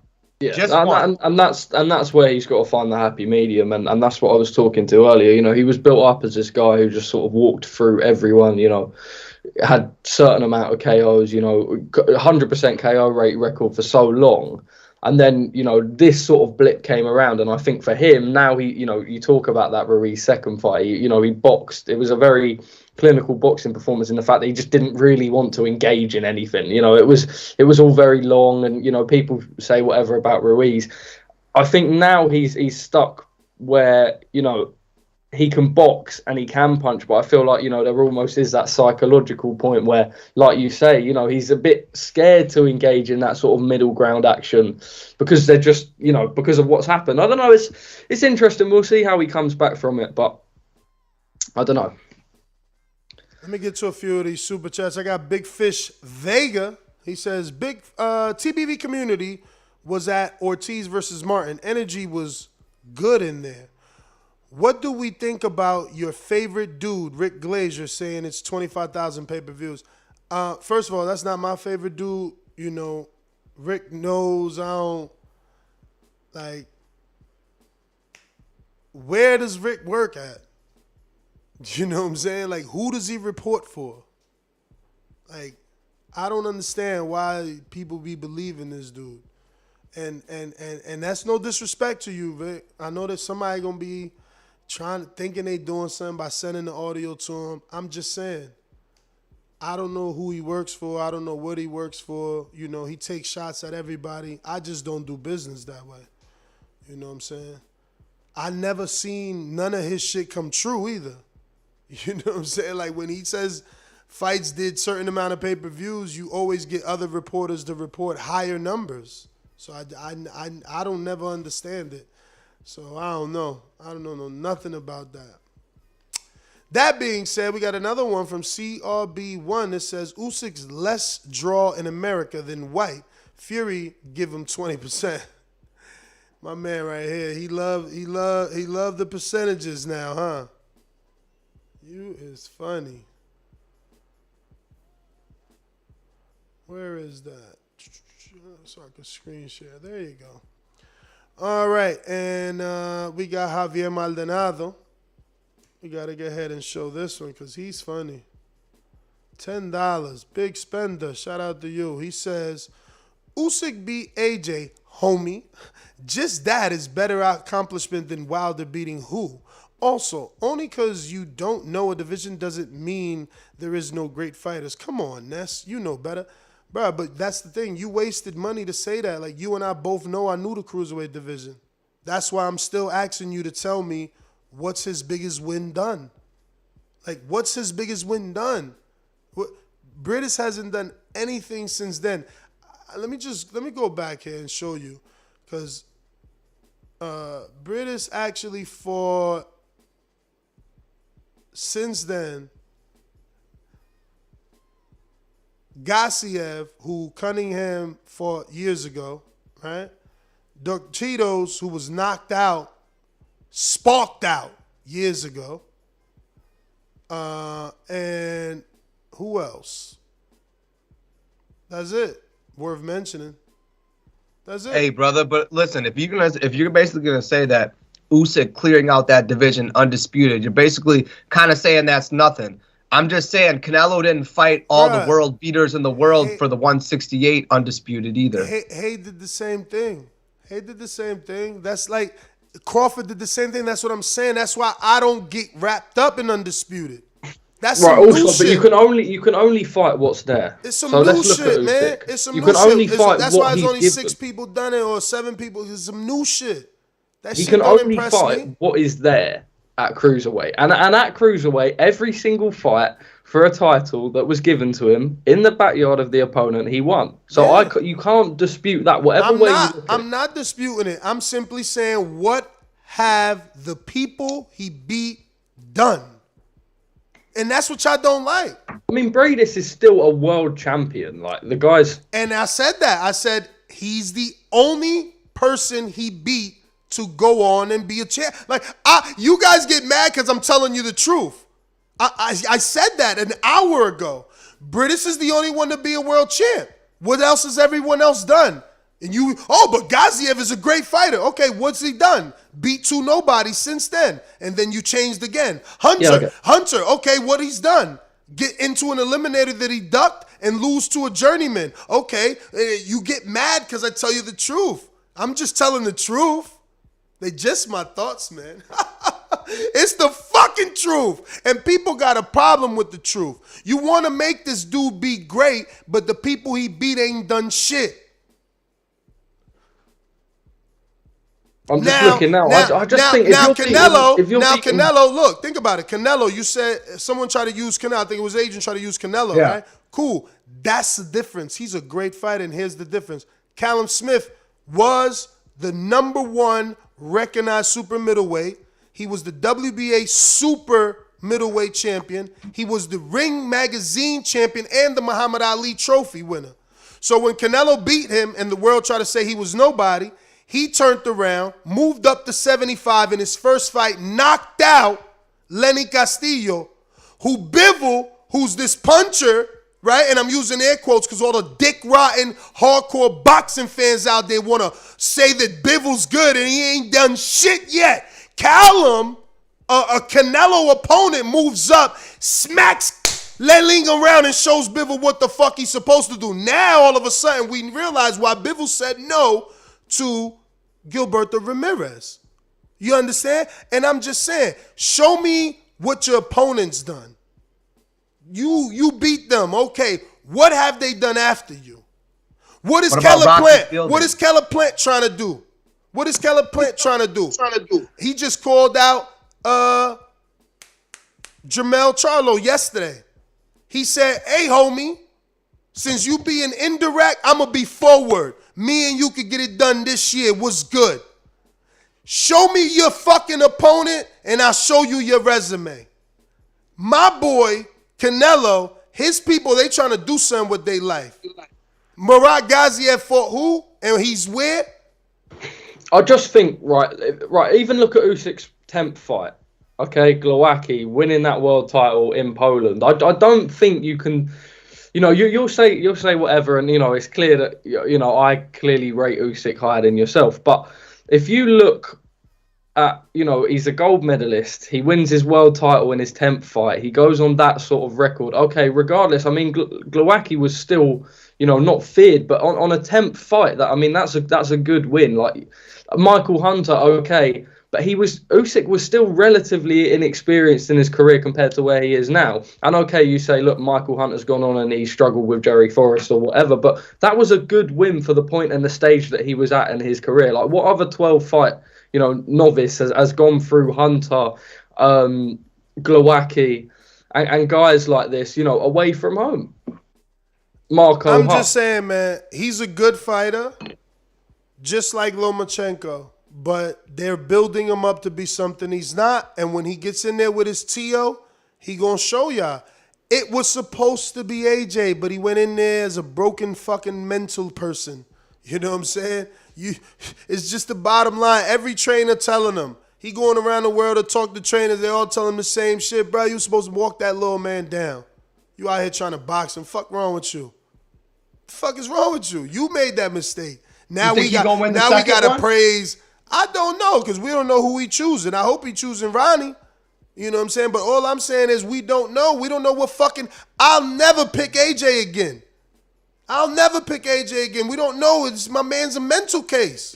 So I'm just going to ask you, if he actually tried to walk Usyk down and do that this second fight, do you think that he's mentally prepared to sit in the trenches with Usyk? Again, I don't know. That's why I'm never picking AJ again. Man. He ain't got no dog. He showed you twice. He don't got no dog. In this fight, in this game, you need to be a dog. You need to get hit and get mad and hit back. Not think. The fuck you thinking about, motherfucker? It's a fight. No. Hit back. He ain't doing that, man. My man hitting and moving, and now he want to... You 6'9". What the fuck? No, man. That ain't my dog. I need a pit, man. Get me a pit, or if I'm look, my dogs don't fight. I got 2 bulldogs. I ain't bought them to fight. I ain't bought them to protect me. I'm protecting them. You understand? But you know, if you in a fight game, you got to have some fight in you, man. That's why Canelo refers to himself as a rooster. He is a gallo. Okay? They put hooks on the bottom of their feet in them illegal rooster fights, bruh. This shit is real out here. You can't be out here playing, thinking, and dancing, talking about fucking sports psychologists. Nobody want to hear that shit. And in the case of fucking Glowacki, he been knocked out twice. Yeah, but I think at 10 fights, you know, there's no disputing that is a good win at 10 fights. A wide points decision, 10 fights in, gold medalist. I don't think you can dispute that win. I don't think you can. And again, that's why I used Vasil, man. When you got the machine, we gonna get you the right fights and we gonna build you right. We gonna build you right. But Loma was never in there with a puncher until he was in there with a puncher. Yeah, but I think Vasily Lomachenko is a guy who lost 4 or 5 amateur fights and had 300 something wins. I mean, how can that not be, you know? And I think you know, Lomachenko is another one. I think he's an incredible fighter. What he does now, I'm not too sure. I think 130. You know, no, I don't think he will go to 130, but. I don't know. Everything changed, though. At first, I thought he was too small for 35, but watching him, oh, my God, he beat the shit out of Coleman. He beat the shit out of Coleman. It might have been their shoulder. Remember, I think he could still make 130 as well. Remember, maybe he was looking vulnerable to 135ers because he had that hurt shoulder. Yeah. He got that surgery now.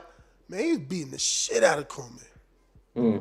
Listen, man. I watched Coleman with a lot of people. Lomachenko's like, he's the real deal, and just because he took that L doesn't mean, you know, he's not still that guy. I mean, he's still small, man. I think a dude like Devin beats the shit out of him because he's too small. Like, he's not a natural 135-pounder, you know. And Devin is not Coleman. Devin Devin's reflexes are not Coleman. And yo, oh my God, man. Like, Devin isn't an Olympian because he was too young. So they didn't want him to be in the Shakur class and all that. He would have to wait to be in the Keyshawn class. And that's why he turned pro, because his birthday falls on a certain day. Devin would have been an Olympian. Easy. Everybody knows it, man. They know him, man. They know him. That's why they call him a good little fighter. And that's why they motherfucking ass. This 2 years in a row, Top Rank is in the WBC convention fucking some shit up. Just put your eyes to that. Man, come on. Bob always fucking some shit up, bro. I mean, you acting like he ain't always on some bullshit. October 2019, they started the bullshit with Vasil Lomachenko and Devin and created the franchise. Now they did it again October 21, and they started the bullshit. That franchise at 135 was a real shame. Real shame. And today, to this day, I mean, it's still actually, you know, I hope that we see Kambosos against Haney, because I finally, you know, it genuinely could be, you know, 2 guys that were in, you know, the top 15 could have picked up these belts, you know, that weren't proper world champ. I'm not saying that is the case, but it could have been anyone. I just don't want to hear this franchise talk at 135 anymore. It's over Top Rank. It's Top Rank. This year, they're doing the 20% thing now. They always got some fuckery going on, man. Like, I love it because it gives me something to talk about. Amen to that.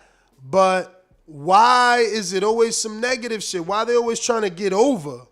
I mean, didn't they even erase a loss from Lomachenko's record, or they don't talk about that shit? They will do whatever they have to do. We got James Benitez that says, Usyk definitely has a better resume than Wilder. I mean, look, man, I'm not saying that's a lie. But, you know, every resume isn't created the same. And that's the truth. We got another one from CRB1 who says, Big Fish Vega, how many U.S. pay-per-views AJ sold? 0. Yeah. I never understood that shit either, man. AJ did so many bad decisions after that Andy fight. It was crazy, my man. I'm not coming to partake. I'm coming to take over. And as soon as you lose, it's like, wrap it up. We done. No, don't show us you gonna tuck your tail. Come back. Try again. Like that shit. Yo, he did so much weird shit. I got a question for you though, Charlie, because in the UK, how much do you guys pay for pay-per-view? If it's pay-per-view for us here, well, do you guys pay the same amount? No, so this is a big point that I will never understand about, the guys, the amount that you guys pay for pay-per-view. So when Joshua was with Sky, it got moved up to £25, which must be $40, which is the most we will ever pay. The most we'll ever pay, but the standard pay-per-view here is $19.95, which is $27 to $30. So the pay-per-view price point in the US, I mean, for example, that Ortiz Martin card, how much was that for you guys? 40. Which is just like $40 for that, to me, blows right, my and mind. I was happy about that. Blows my mind. We haven't got $40 in over 20 years, and when it was the level of John Duddy and Julio Cesar Chavez. I definitely did not pay for that shit. But when you're making a price point for a pay-per-view, $40, that you're then devaluing the pay-per-view itself, saying, okay, look, this pay-per-view isn't as good as the top ones, let's make it cheaper. That card, if something of that, well, I say that level because there have been, fights in the top 10 or whatever. That was a solid card. I'm with you. That was a solid card. They priced it lower, and they did devalue the card, but as a boxing consumer, I was excited that they put it. See, I can't. I would never in a million years. Well, I would because I'm in the sport. But if I was someone said UK some broke boys. No, but if you're used to paying £19 to £25 for a fight every time, why then are you going to start saying, oh, you know what, I like the $70 model because you're used to it? Do you guys really enjoy paying $70 every single fight? You say UK some broke boys, but you really want to be spending $70 every time? No, that's ignorance. That's their ignorance and the fact that they don't have anything intelligent to rebuttal, so they want to call you broke, because I would rather have the fucking fight free. Exactly. That sounds stupid. Like, oh no, I want to pay more. Get the fuck out of here. I want that shit on Dazn. $10. I pay $8.83. I pay $100 for the year.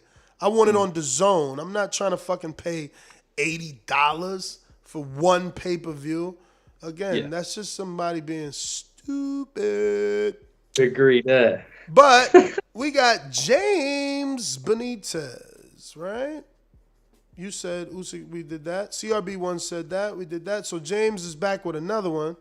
Shout out to the two of you. Pound for pound supporters today for sure. He said Usyk would beat Wilder, Whyte, and AJ, bruh. Stop acting like Wilder doesn't struggle with 50-year-old Ortiz twice and D-level fighters. Jesus.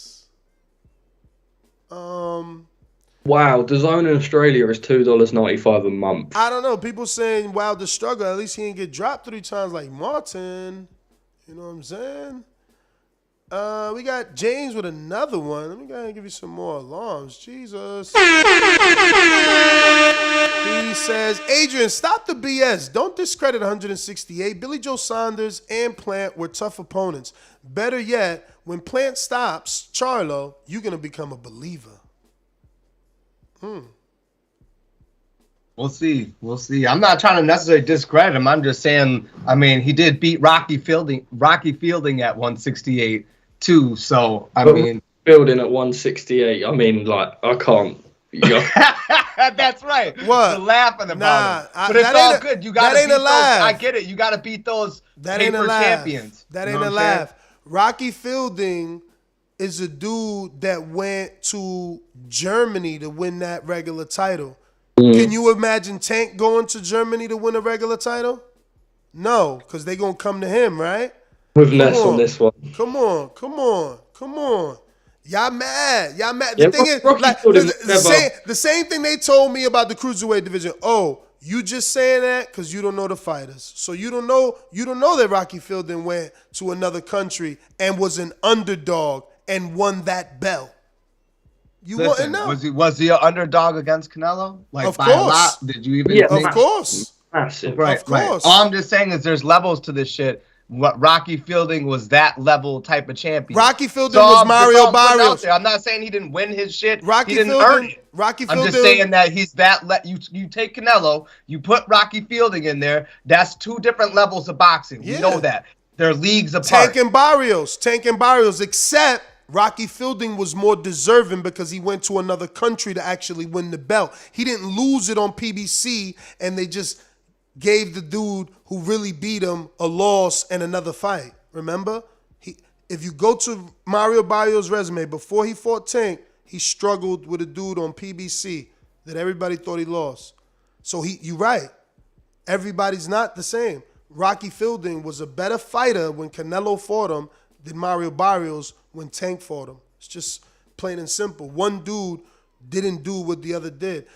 Timothy Bradley went to the UK to win a world title. Terrence Bud Crawford went to the UK to win a world title. You know, people that actually are taking that word world champion seriously. They're going to go get the belt. Those are serious fighters. You know, not dudes that sit here and fight, I don't know, a dude with one leg and an eliminator to get elevated for a belt. You do the math who that is. I got super chats to read. Jay Ware says, talk your talk, Ness. I am. We got Coyote in the UK that says, is AJ suffering from the nice syndrome? I.e., be nice to him and he doesn't know how to be a dog with him? I suspect AJ versus Fury Whyte would be different.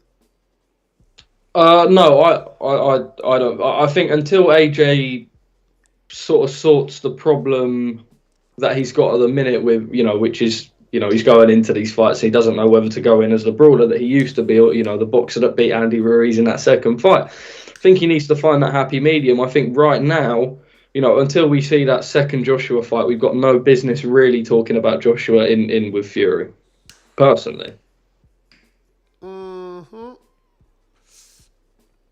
I mean, there's no way. I mean, there is no, like, right now, when you look at, you know, current form and wins and all that, you know, Joshua Fury is almost a mismatch. Damn. I mean, it's like, man, it's like he Jake Paul them, you know what I'm saying? Andy Ruiz came and it was like, got your heart. AJ still ain't got that shit back yet. We got CRB. But it would be nice to see AJ, you know, come back. You know, he's a guy that, you know, massive star over here, massive star, bigger than Fury, really. I mean, Fury's there now, but, you know, last couple of years Fury's come on, but AJ has been sort of a household name for years now. So it would be nice to see him back there, but, you know, we'll see. There's a lot more that goes on behind closed doors that, you know, we really don't see. I mean, to be honest with you, besides the win he had over Pulev, it's kind of like Ronda Rousey in the UFC. She was the biggest star. I mean, she brought women's UFC way up, and guess what happened? She got knocked the fuck out. And she didn't win shit after that. She went out and got knocked out again and then retired. So, you know what I mean? At the end of the day, I mean, sometimes champions, it's hard for them to get back to being the champion they once were. I think that's the difference. Yeah. And I would agree. I would agree with that, yeah. And he's not back there. I got CRB1 that says, if a grown man can't afford $40, find a bridge. I hear you, champ. Don't mean we want to spend 40. Like, you know what we could afford. And what that was January 1st, right? After a year of gouging us in the whole fourth quarter, you gonna hit me with the half price pay-per-view as a Happy New Year and shit? No, they ain't playing. They starting off the year hot, bro. They did January pay-per-view and they doing Thurman in February 5th pay-per-view. They starting off hot, bro. Bro, I bet you halfway through this year we gonna have like 2 pay-per-views a quarter, or not a quarter, a month. No, I guarantee it. Like that's the way they're going. It's gonna happen. That's where I look at the US model and right. So I grew up through buying, you know, for me, the story around boxing, no one in my family was, you know, a massive boxing fan. I sort of taught the sport to myself and, you know, I would buy these big pay-per-views, you know. I'm young, so growing up, I'd buy these pay-per-views and then I'd watch the undercards and stuff like that. But the pay-per-views were, a £20 price point is something that in the UK is still actually argued. We put on these fights. For example, when Dillian Whyte fought Oscar Rivas, people said, "Look, how is this £20 worthy?" You guys are paying 40. Someone just said spending $40 on that. No thanks, and I agree because if I was, you've got to look at the guys that are coming into the sport now, the younger heads and whatever, who sat, in school or whatever, college, paying $40 for those kind of fights? It's not happening. It's not. And that's why there's so much illegal streaming, bro. Exactly. They don't have the model fixed, man. And so they're listen, not. I'm going to tell you something. Every fight, my son is a big Tank fan. You met Adrian. Yep. This dude, when he's not at my house and I'm not spending $80, watches everything boxing for free. He's 12. He's figured that out on his phone. He laughs at me. He's like, "Yeah, Dad, you be paying for it." But he's like, "I watch everything live." Yeah. So imagine that. That's a 12-year-old who it's not normal for them to necessarily follow boxing, but he watched Jake Paul for free. Logan Paul for free. So he just watched, you know what I'm saying?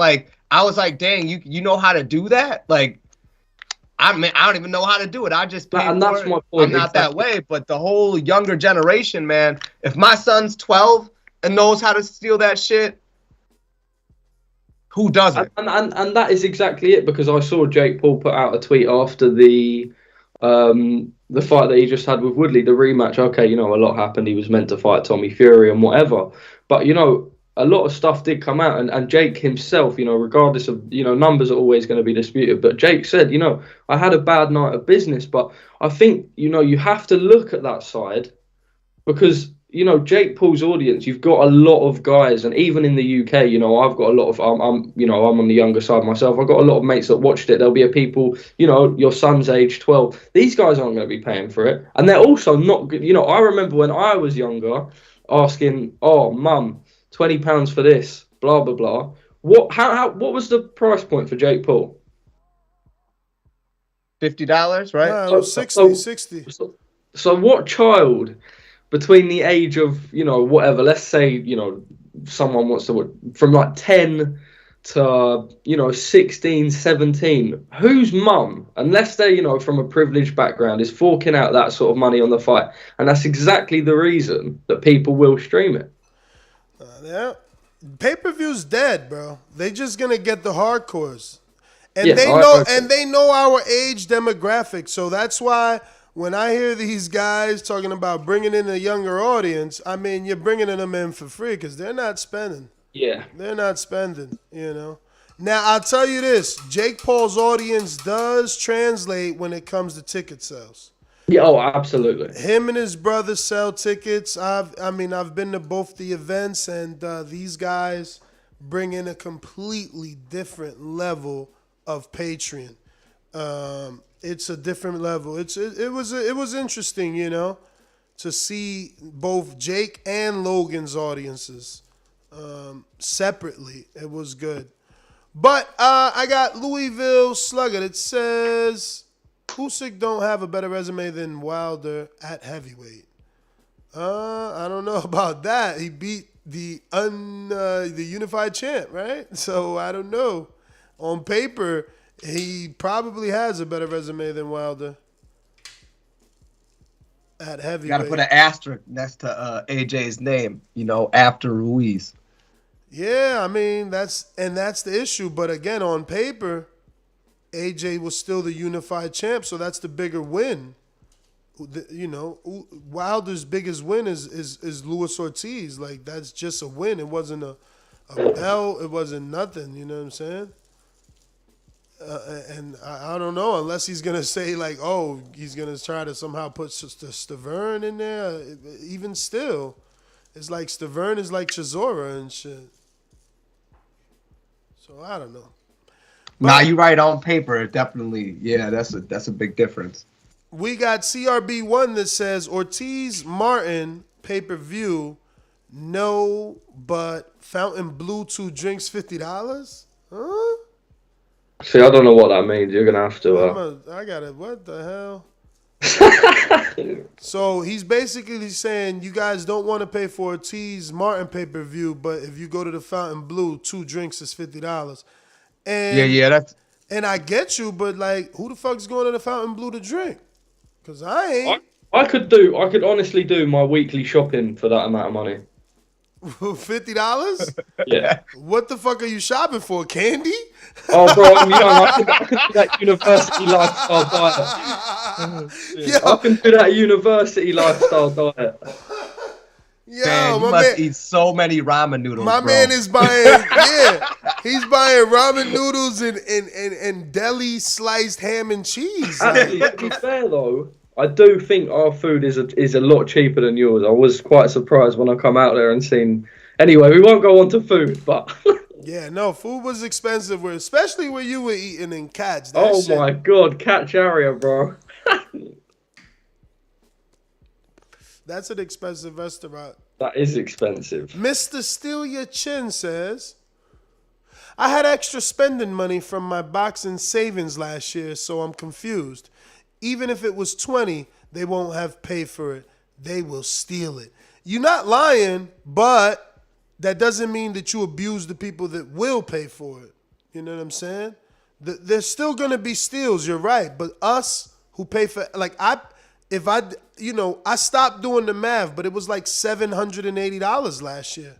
Now it's simpler to go back and I know hopefully someone writes an article and we can know exactly how many pay-per-views it was last year and just do the math.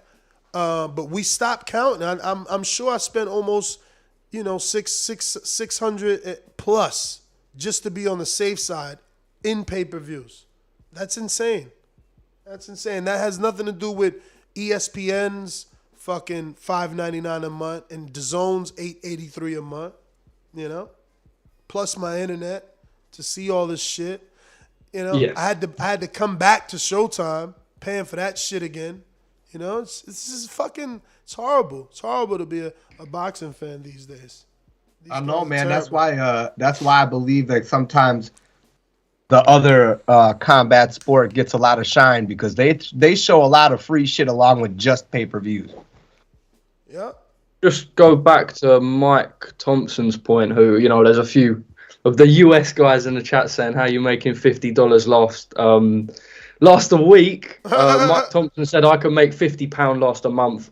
Maybe not £50 a month, but I do agree. And someone said for real I could do a weekly shop for £25. Yeah, so maybe that's the difference between, over there and over here. But, for that sort of money that you're paying for some of these pay-per-views, weekly shop or not, you could get far with it.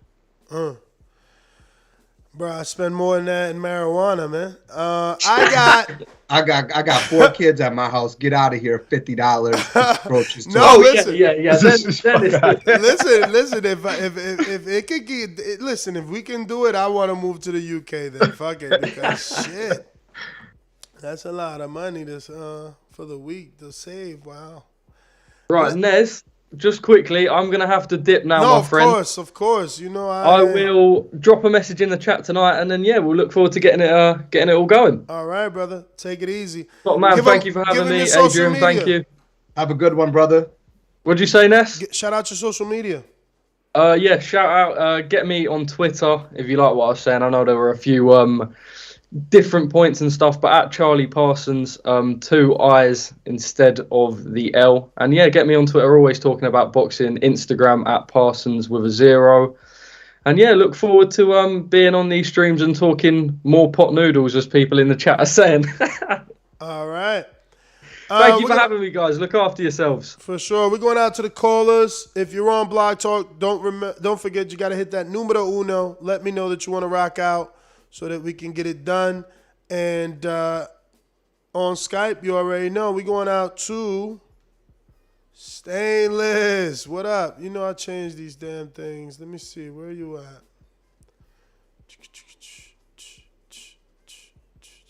What color is Stainless under? That's crazy. I ain't heard an intro in a long time. Red belt, black belt, WO and green. I'm king. Undisputed GOAT, TBE. And you can catch the news first on TBV. Voice of the people now let me speak. Scientists of the sweet, BOXING. Yo, TBV, what's good? What up, champ? What up, Stainless?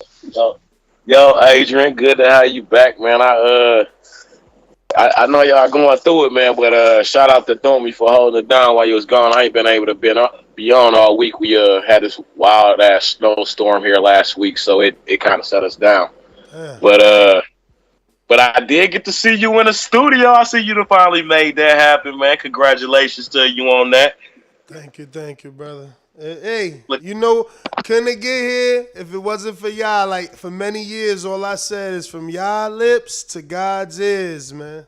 Yes, sir, man. Just keep with it, man. You know, I know from knowing you and Doomy that sometimes y'all get into it, but I can say, like, him and Cash, they seem like they just been your day ones, man. Like, you can get into it and y'all still snap back, like, you know what I'm saying, like the old school caps, bro. So that's the plan, man. That's the plan. But you know, everybody is different. I'm the dude that's been the same for 13 years here. Like, my door's always open, my phone's always on, and I already called.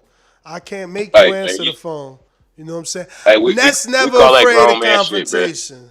Shit, that's all it is. We call it grown man shit. When we as grown men come back to, you know what I'm saying, to our own perspective and taking everything in, and we ready to accept or ready to move forward, we do. And if we don't, we don't, man. But you know what I'm saying, we been there before, you know what I'm saying, we'll be there again. I'm sorry, man. I believe too much in Doomatron. I'm sure he'll be back. So I'm not even gonna talk like he finna disappear, man. Finally get to talk boxing. So I'm excited for it. I believe we was talking Fury and Whyte, and they the WBC trying to decide how much the split is. Yep. I think 25 is. I kind of think it's undercutting Dillian Whyte, man. If I'm being honest, if 20 is what they offered. Well, yeah, I'm sorry, 20. I think 25 is a good offer. 20 would be undercutting him. He's not Chisora, but he does know how to use that mouthpiece and talk and, you know, get the fans involved and give them something to look forward to. So, you know, with how much we love the fighters to talk crap to each other over here, it could make for a big show of this over here. And if it's over in the UK, it could still be a pretty big event. So, you know, I guess I have to say put a little bit of respect on Dillian Whyte name. Yeah, he ain't been to the top level where he's been in a championship contention or in a championship bout like that. But this will be his first one, and my man's did the work, man. So I'm saying give him his credit. But I got to get back to my inventory, man. I've been listening. I was just gonna stay muted, but I ain't got to tell you congratulations yet. So congratulations on the studio, man. I hope we get. I saw you with Bill that first day that I got to get on here when you was back. So, you know what I'm saying, like you were saying, I hope to see more guests in there. You know, maybe eventually have a studio audience so we can flex them TBV muscles for real. As always, say please make sure you push the thumbs up. Share this in every episode of the Boxing Voice podcast. This is TBV for life. If you ain't on Patreon, that's because you stupid. Can I still say shout out to BRT, or we passed that? We passed that. Well, shout out to you, man. TBV for life, man. Keep it going. You already know. Yeah, I mean, listen, you know, we ain't past it in the sense that like we too big for that. It's just, you know, we would have to renegotiate is all. And that's just how life is, man. Everything is a negotiation and a conversation, man. It's just surreal. It's just surreal. I would never get bigger than right?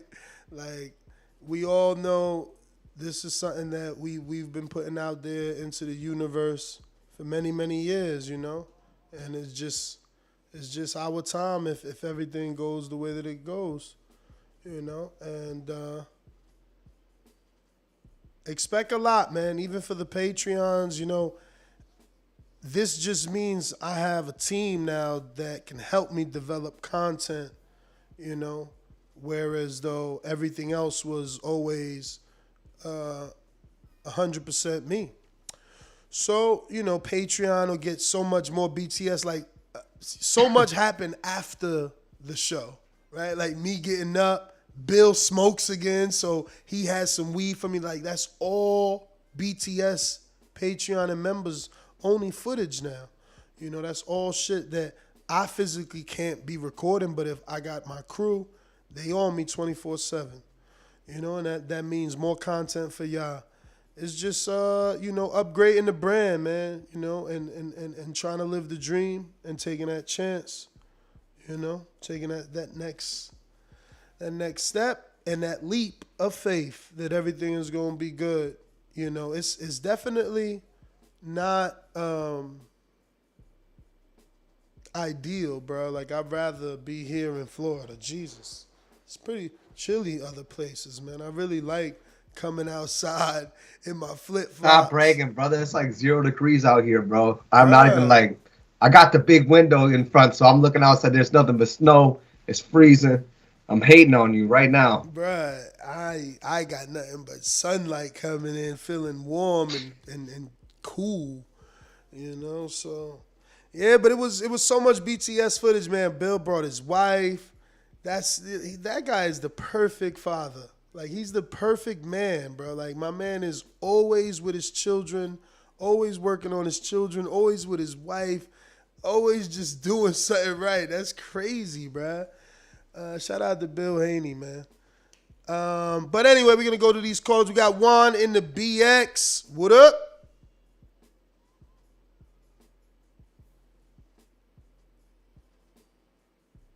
No one. Going one time. Big Fish Vega, what up?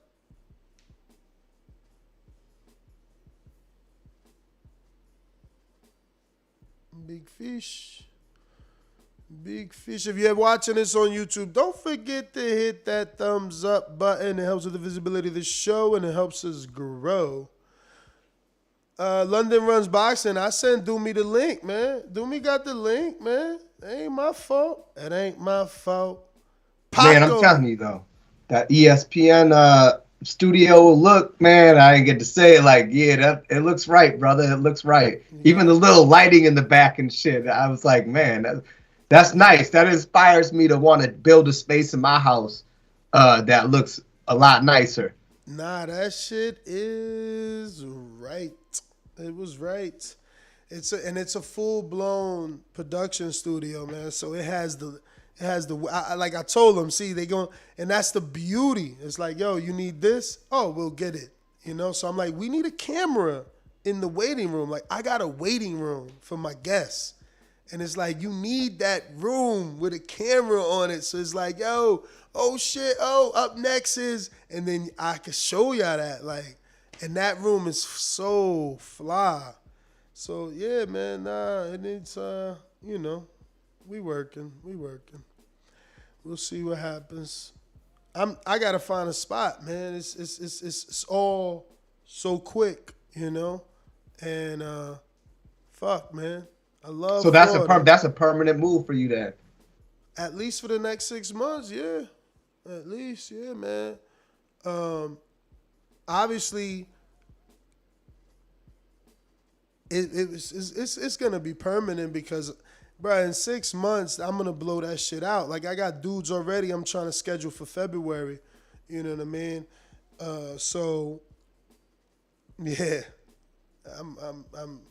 I just need to make it work. You know, make it, because that's even earlier. To keep the schedule is even earlier, and I was doing it. You know, waking up at 6 or actually way before is not an issue to me. It's just gonna be getting the guessing at that time, like. Yeah, you the real Breakfast Club then, because that's like just like them. Yeah, they be on there extra tired or extra faded because they was out the night before on the Breakfast Club. But I mean, but they on at 5 a.m. from 5 to 10. They do 5 hours. That's Charlie Mann is one of my inspirations, man. That dude done made it. Well, you on the way, brother. You on the way. Yeah, man. So they, because that's not even my room. They building out my room. So he like, yo, you want the couch or you want a desk set up? And you know, I always talked about the V. You know, like Bill Maher. I don't know if you ever watched Bill Maher on HBO, and it's like he in the middle, and it's like guest, or whatever, co-host, guest, whatever. And so it's easy to look at y'all too because it's a V, you know what I'm saying? And then I think about the chair though. I've spoken about the chair on air, like I know I'll be the dude to recreate the whole Ali and Frazier tussling on ABC. That's me. Can't nobody else get fighters to be realer than me. Like, imagine I'd have had that studio when Chris Colbert and Shakur Stevenson was on. That shit would have needed security. Stop it. I'm telling you. So it's about trying to figure out the sweet spot, though, in the timing, because it's like Chris Colbert or Shakur ain't waking up at 6 in the morning. You know what I'm saying?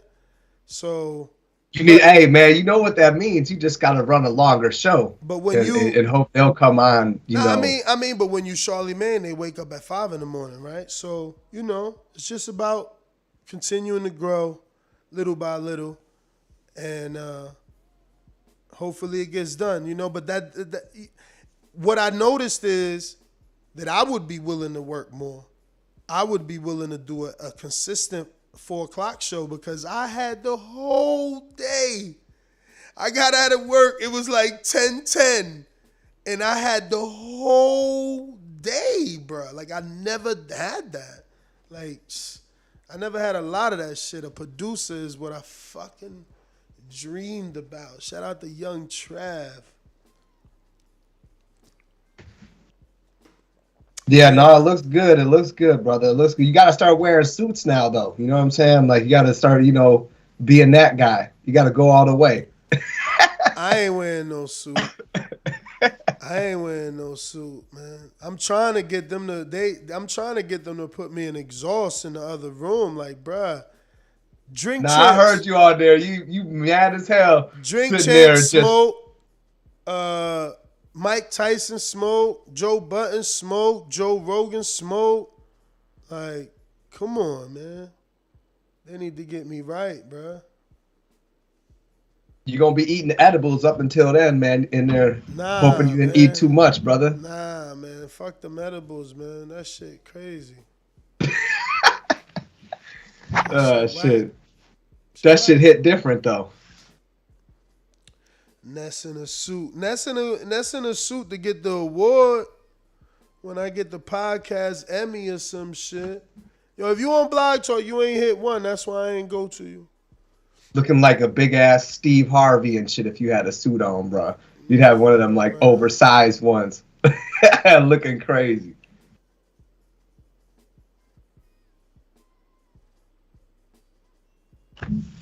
But yeah, man. So I gotta know, what's your lady think about that? Y'all just got to Florida. What she think about? You know, she nervous, man. She nervous. You know, she just made the move. She not happy like that.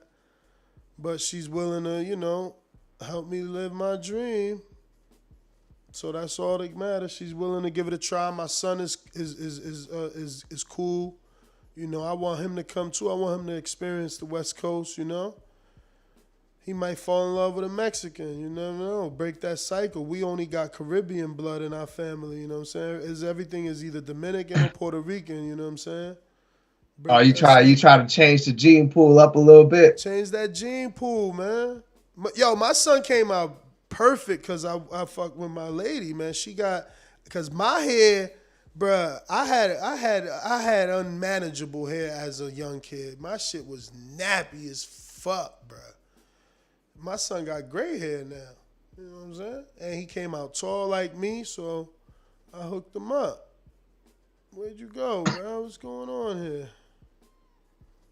Shit.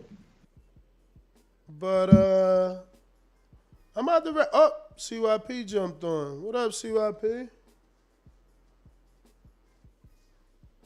What up?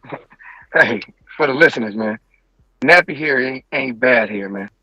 Full, thick hair is good hair. Rather that shit stringy, whatever type it is. If your shit thick and you can keep that shit a long time through your 30s, maybe through your 40s, you better thank God for that fucking hair, no matter if it's nappy or straight. I don't like that shit. Let me tell you something. Fuck that.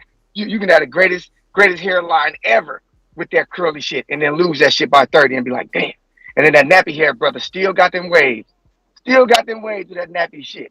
So let's keep that 100. But anyway, man, I want to welcome you back, man. You know, I miss Doomy too. You know what I'm saying? But that shit ain't my fucking business. Ain't my business how you get down on your show, man. But we do appreciate the hard work you putting in. And I'm going to tell you something that's funny. I'm glad you went to jail for fighting. That means I ain't got to go to jail for fighting. We both can't get locked up for our fucking tempers and shit. So I'm glad it was you and not me. Yeah, man, I had to learn a lesson. I'm done with that shit. It's not cool at that age. But yeah, man. I don't, you know, to each his own. You know, like I said, my shit was it was difficult, man. I had it rough going through school. You know, very many different phases. You know what I'm saying? I tried a lot of hairstyles. You know what I'm saying? I had the kid and play. You know what I'm saying? I had my shit braided. I did waves. I did the Brooklyn because I'm Dominican. I did the Brooklyn. I had curls. I went through it all. But my son got his shit waved up right now, and it's just look better. That shit glossy, and it's like, you know what I'm saying? It just, but to each his own. You know, we all got preferences. But yeah. Let me get to James. What up? Adrian, happy birthday, chump. Oh, man, thanks, James. Oh, shit. How old are you? 40 now? Nah, I'm 38, brother. Stop giving me them years, man. Nah, listen, you look good anyway. I told you when I first met, I didn't even know you was in them 30s. Like no, we approaching that 40 popper, but you know we ain't there yet. We gonna stay here for now. My kids already calling me 40. Ain't you 40, Dad? I'm like, man, y'all know how old I am. Stop playing. Right, and Adrian still got braids. Look at you. You got it. Good genes. Looks like stainless with the counterpunch.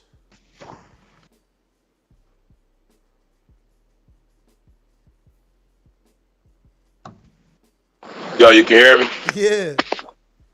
Yo, that was the same thing I was jumping on to say, man. It slipped my mind. Like I said, I'm with my numbers. Happy birthday to my boxing brother, Adrian Rowan, man. Good to have you in the family, man. I met you last year. Actually, year before last, September, in Pittsburgh, man. I actually judged your fight, man. And I've seen you twice since then, man. We back and forth about music, about boxing bars, about boxing, about border wars, man. So it's been full circle. It's been a great year with you, man. I just want to say congratulations on another one, man. The 40 and up club ain't that bad, bro. It come with the swagger and knowing you made it to 40. Remember when they said we wouldn't make it that far? Enjoy your day, man. Peace. Thanks, brother. Thanks. I appreciate it. I got Hope in Maryland. What up? Yo, what's up, Ness? What up? And happy birthday to Adrian. And hey, man, good to see Ness back. I love it. I like the studio look. I was trying to get in on the Skype for some reason. I just couldn't get it. I guess you need the microphone thing like you was talking about. But glad to see you back, Ness. And I do want to put a shout out to Doomy. Man, get over whatever it is. We need you on the show. We all family. That's right. So TBV, much love from me to you, Ness. Let's go. And tell Doomy I'm shooting love out to him too. Let's go. Come on back to the show. Let's make it a family affair. All right. That's my call, Ness. Shout out to you, Hawk. Benitez, trying you one more time. All right.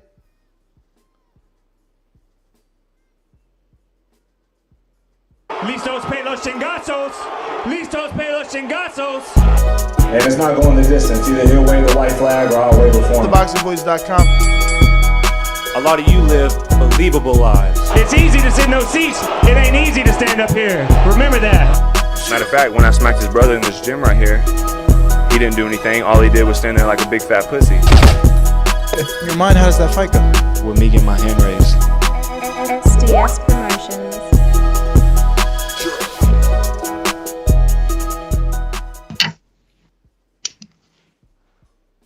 Yo, what's up? Good morning, Ness. What up, champ? Man, ain't nothing, man. Hey, glad you back, man. Glad to hear the show. You know, now I got to go ahead and just start off with Adrian, man. Adrian, man, why you had to discredit 168, man? You know, 168 is an elite division, man. Had some elite fighters in there, and you know, had a lot of fighters with great accolades. That's just my personal opinion. You know, I guess the biggest news of the day, bigger than what the topic is Plant about to come back and just stomp Jamar Charlo ass. In my personal opinion. I mean, Charlo, on the other hand, he ain't been knocking shit out since damn Centeno and J-Rock. Other than that, he just been a straight up and down fighter, basic as hell. So I look at him probably going to get stopped. You know, all these guys wishing for this Canelo sweepstakes or whatever, man, they ain't got shit to really offer. But these guys that actually fought Canelo already, they trying to come grab their divisions again by the neck. So, you know, everybody's just going to be wishing on a star. I know I've been shooting a lot of shit about Wilder today. Everything I said today has been factualness. You can pretty much co-sign and agree. But other than that, man, hey, I just want to say Happy New Year, TBV, and let's just keep this shit rolling. All right. Appreciate you.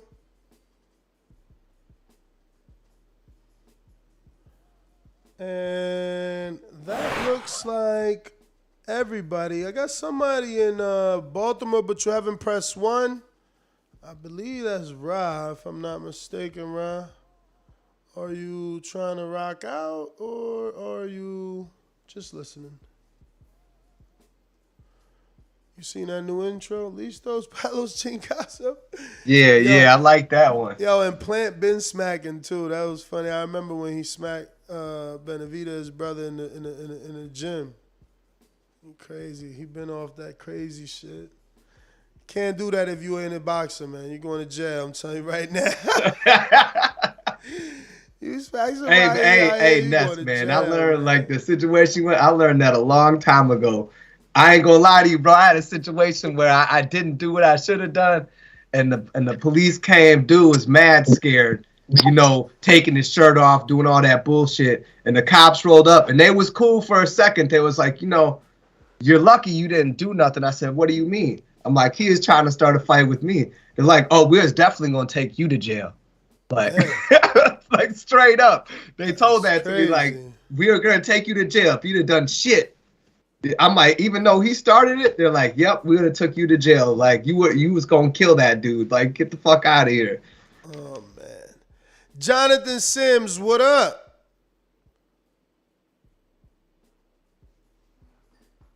Good morning. Can you guys hear me? I hear you. Good morning. Top of the AM. Hey, Ness, let me get 2 servings of crow.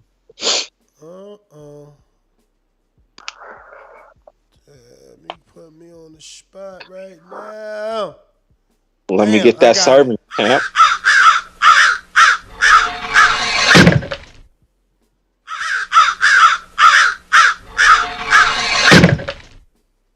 All right, that first serving was for the 2 weeks absence of you being in jail. And that second serving is, here's what I know about Nestor Gibbs since 2012. It's not what he says, it's how he says it. Typically, he's right. It's just that his delivery sometimes off or misinterpreted. So do me. He was probably right what he said, but he came at you probably the wrong way. So in honor of TBV, we'll apologize for Ness's clumsiness. Anyways, hey man, it's welcome to have you back. So happy for you. Nothing but prayers. And I hope your situation works out in regards to your home, your lady in Vegas. And one thing I was reflecting on, because I don't care about the boxing stuff, whatever. I'm just happy for you. One thing I was reflecting on is, like you were saying, to God's ears about the studio. This is why I appreciate your persistence. Remember you was talking about Howard Stone and how you want to get to that level to where they're going to have to come to you because you're at that level. Yeah. I foresee, you know, with you making this move, that's what's going to happen. And what I don't want you to do is turn the other cheek to those fighters who are in the spotlight now that's going to need you in the future, because it's coming. The rabbit will have the gun. Don't turn the other cheek and let them dudes get their name off you, because now is their time and they turned their back on you. And what's going to happen is you're going to get big enough to where you will be the Howard Stone, because we speaking that to existence. Don't turn the other cheek on them dudes. They missed the boat. And yes, I'm talking about favorite fighters. And if I got to be direct, like Caleb Plant, Earl Spence, Terrence Crawford, you know, those guys who gave you interviews when they weren't nobody, and then when they became somebody, they turned their back. Don't give them dudes second chances, because that's how life. Don't do that. Don't do that, because you will be that Howard Stone in boxing one day. I promise you that. It's coming, and the maturation is in Vegas with the studio you got now. That's just the stepping stone. You got way more to climb from there. Like, it's going to be to a point where you're going to have your own shit. Trust and believe that. Trust and believe that. But that's my call. All right, Jonathan Sims, shout out to you. My lady in the chat talking about, who's this caller? He said exactly what I tell you. Listen, delivery is delivery, and friendship is friendship. You know what I'm saying? Like, you don't mix the two, you know? As long as we speaking the truth is the truth. But everybody takes things differently, and, you know, I'm sure we'll get past it. We got C-Dub. I hope so. Yep. What up?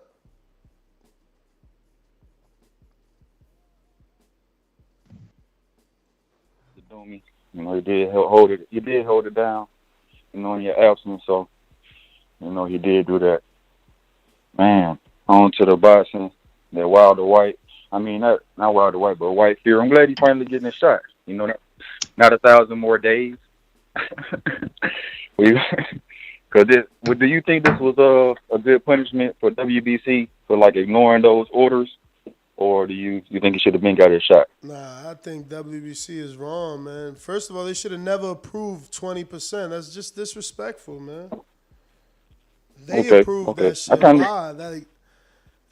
Why does White deserve 20%? Like, dude that's been waiting, I don't know, dude that's your interim champ. You're changing the rules of the interim champion anyway. I get it. And that's the norm.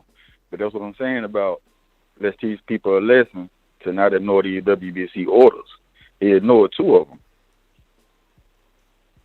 So I just think it's kind of, you know, trying to show people, hey, you can get treated like this.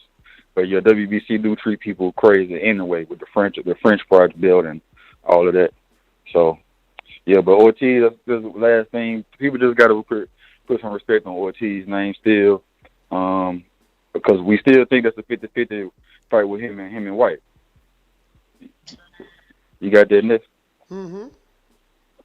You got him 50-50. I mean, he did kind of he didn't dope the field up. You say he hurt, but you know that's a young gun. That's a young line. But against the top 6, top 7, he's still 50-50. So until Ortiz get beat, until somebody show me that he's 50 years old, then I'm gonna have to put some respect on that man now. Shout out TBV, man. For sure.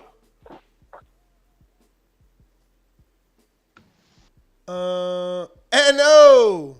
What up?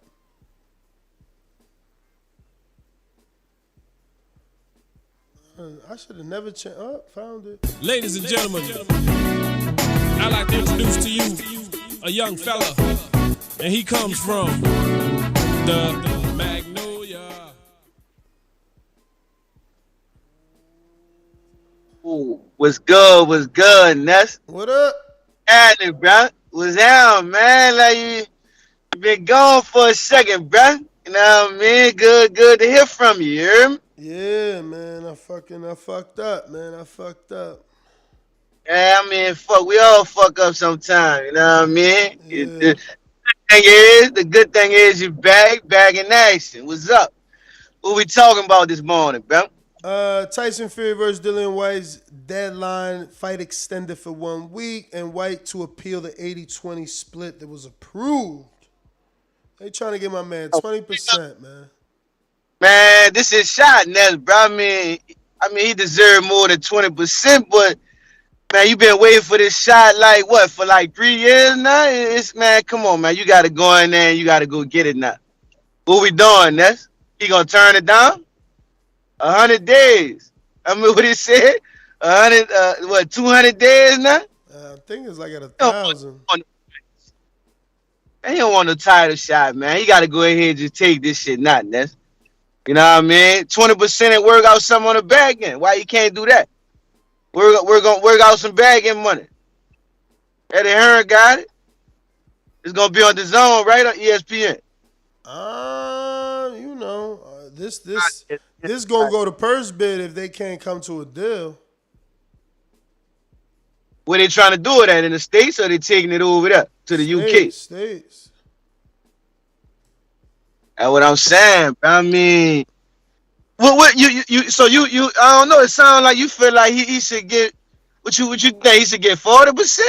I mean, as the interim champion, the rules say you're entitled to 45%. Oh well, yeah, it's going to purse bid. It's going to purse bid. That man, that fight might not happen messing with Tyson Fury, man. That's a funny kind of guy, Ness. You know what I mean? Like, while you got him right now, you might as well take that shit. Oh, they gonna strip him if they can't negotiate nothing? He said he willing to vacate the belt. Man, Tyson Fury, man, I believe him.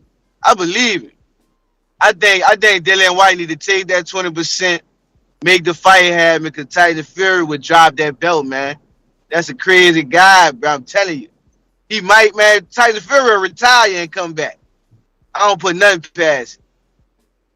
Man, Dillian Whyte, I don't know. He need to, unless he gonna try to use that belt for leverage. But who would if Tyson Fury dropped that belt, who would be the person he would fight for the vegan title? It's gonna be I bet you Andy. White and maybe Andy get elevated, but if Wilders don't announce fucking retirement, he could get the shot. He in #1 position. Man, Fury might be trying to throw that belt back to Wilder, man. Wilder's in the #1 right now. Dillian is the interim, and Joe Joyce is the #2. So if Wilder don't announce retirement, he could get the vacant title shot versus White. It's gonna be Wilder, and mark my word, it's gonna be Wilder. But Wilder already got an article talking about he retired, he's staying retired, and all this craziness and shit. Let me get to I got James with a counterpunch, champ. Talk to me, James. Yo, Ness, man, I'm glad you're back, man. So, yeah, I'm going to go ahead and talk about Ortiz, man. Like, Ortiz looked like shit that whole fight, man, against Charles Martin, man. Like, let's be honest, man. If he ain't catching with that lucky-ass haymaker or whatever, man. That's what they say about Wilder, if he ain't catching with that lucky shot. There we go. That's my whole point right there, man. So now let's go ahead and go to this. What did I say wrong today, man? If you're going to consider Ortiz an elite fighter on Wilder's resume? Come on, Ness. Be honest, man. You can just by knockout.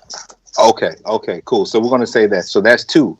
So can you tell me anybody else that's elite on Wild resume, man? Can you? Elite? Out of elite, but consider elite, or let's say above average. Stavern was considered elite at the time. Okay, cool. So that's 3. I'm gonna give him a half right there because he was suspect because that rematch he looked like shit. So but that it's hard for me to consider was him. Not needed, bro. Like that shit was years later when Bavarian was not the same.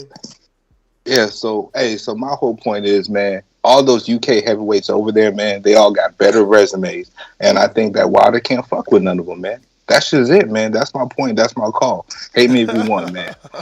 Boy needs to stay retired. Peace, man. Damn, bro, you terrible, man. He just took mad shots. I know. Big Nick, what up? Yo, what's happening, man? What's going on, Ness? What's happening? Hey, what's happening, Adrian? What's happening, champ? How you doing? Yeah, listen, my only issue with this is if you're dealing on White, what do? Do you take the 20% and probably get the rematch, or do you let it go to purse bids, get the higher fee, but there is no rematch. But then that way you're kind of the king of your destiny, because if you beat Fury, you ain't got to do the rematch. But you got to win the purse bid. You got to win the purse bid. But they will win the purse bid, Nez. I can't see. You didn't see what the article said. It said Bob Arum said that they will bid and bid aggressively. But so with DAZN. I don't know. I don't know that DAZN is gonna part the sea for Dillian Whyte. Come on, but man. You think about it? It makes sense, because look at it as you using one of your pawns to go and get the belt. Because if Dillian Whyte can win the belt, imagine this. Then you've got the belt. You've got you've got possibly all four of the heavyweight belts over on that side of the street, over on the DAZN side of the street. Okay, Usyk ain't officially with Eddie anymore, but come on. Eddie's been doing however many of his last few fights. Do you see what I'm saying? So for me, from a business perspective, they one-offs. He could walk anytime he want.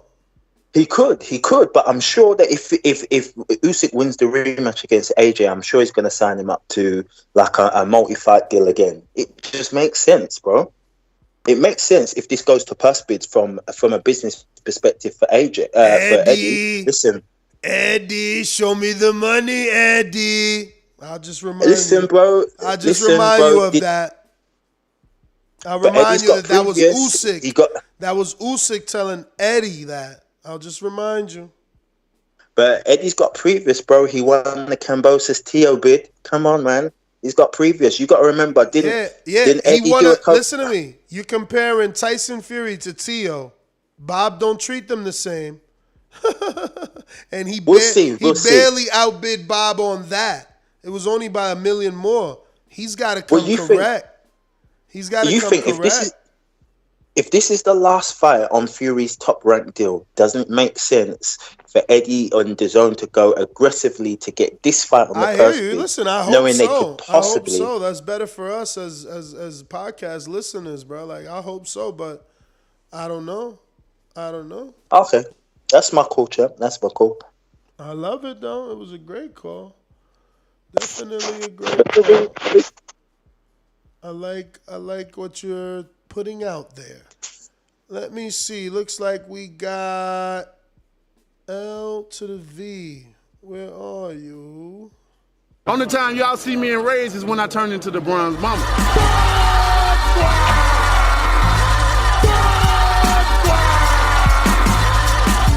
I want a body, and he gonna be the body.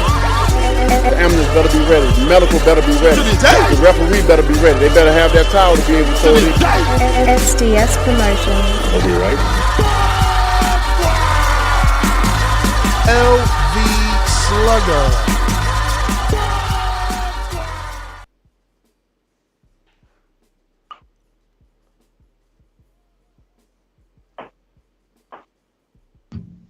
LV, what up? You in the dead zone? You sound wait a minute. Let me get all this Bluetooth.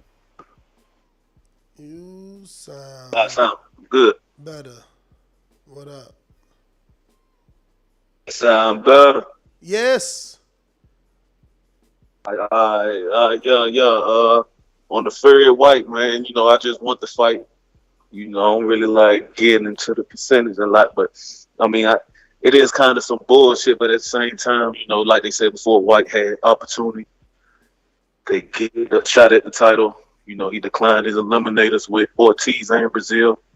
So, you know what I'm saying? It's just that he's suing the same sanctioning body that, he's trying to win a belt for. So, I mean, I feel all that shit gonna play a part of why they trying to give 20.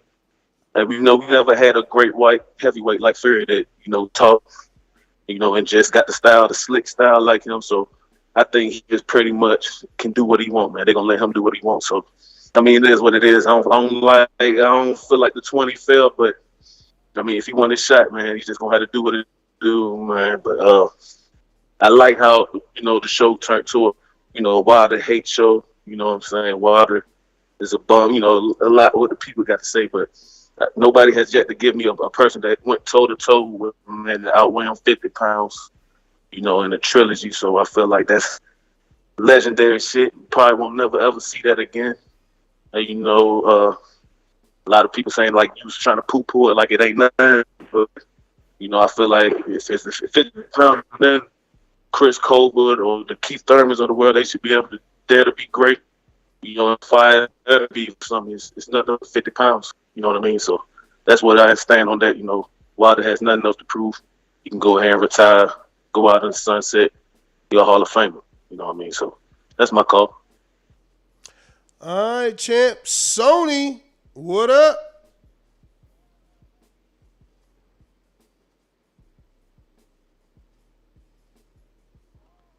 Sony Woods, just listening. Sony Woods, just listening. We got Javier Maldonado. Actually, we got CRB1 who says, my mom won't broke, bruh.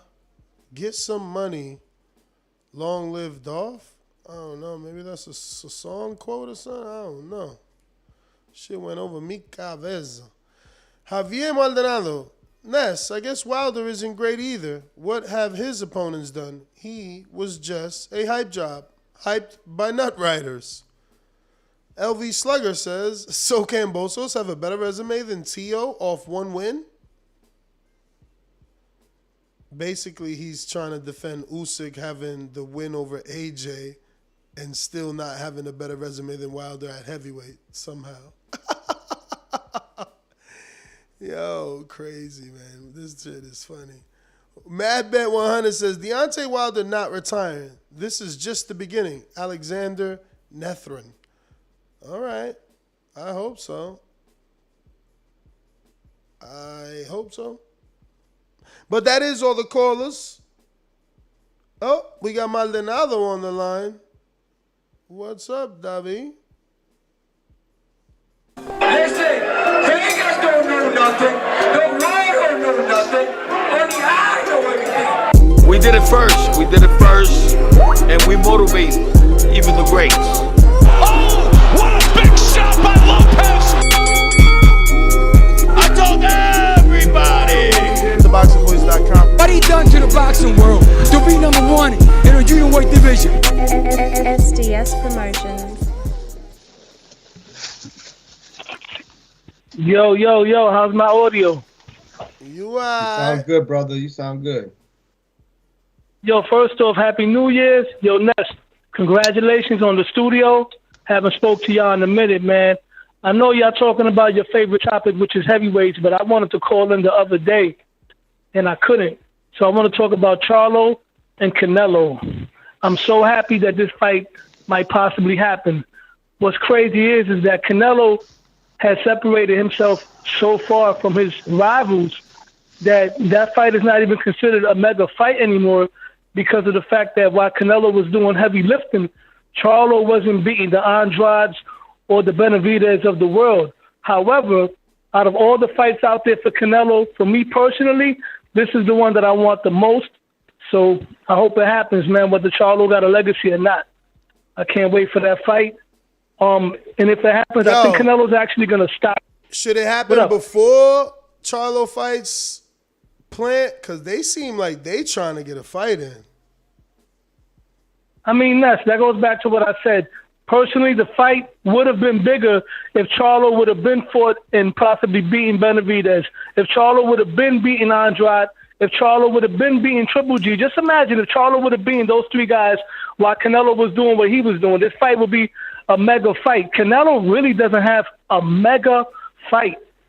He has big fights left, but he doesn't have a mega fight. You know what I'm saying? When you got two people with Hall of Fame careers. Charlo is not a Hall of Famer, but I'll take it, though, regardless, because this is one of the fights that a lot of people have been saying that Canelo was ducking all these years, and I'm glad that Canelo is possibly going to make this fight happen. And if so, I would like to see Andrade next, man, to silence all the critics that be talking about Canelo don't fight slick black fighters, because I think Canelo washes both of them, if you ask me. The only fighter that I think is capable of beating Canelo, and that's only if he could turn the clock back, is Andre Ward. Other than that, Canelo's wiping all these guys out, man. What you think about that? You agree? Totally. Let me get to Counterpunch, James Benitez. Man, Yo, Ness, man. So we out here just gonna start giving achievement awards and everything like that for fighting bigger fighters and shit, right?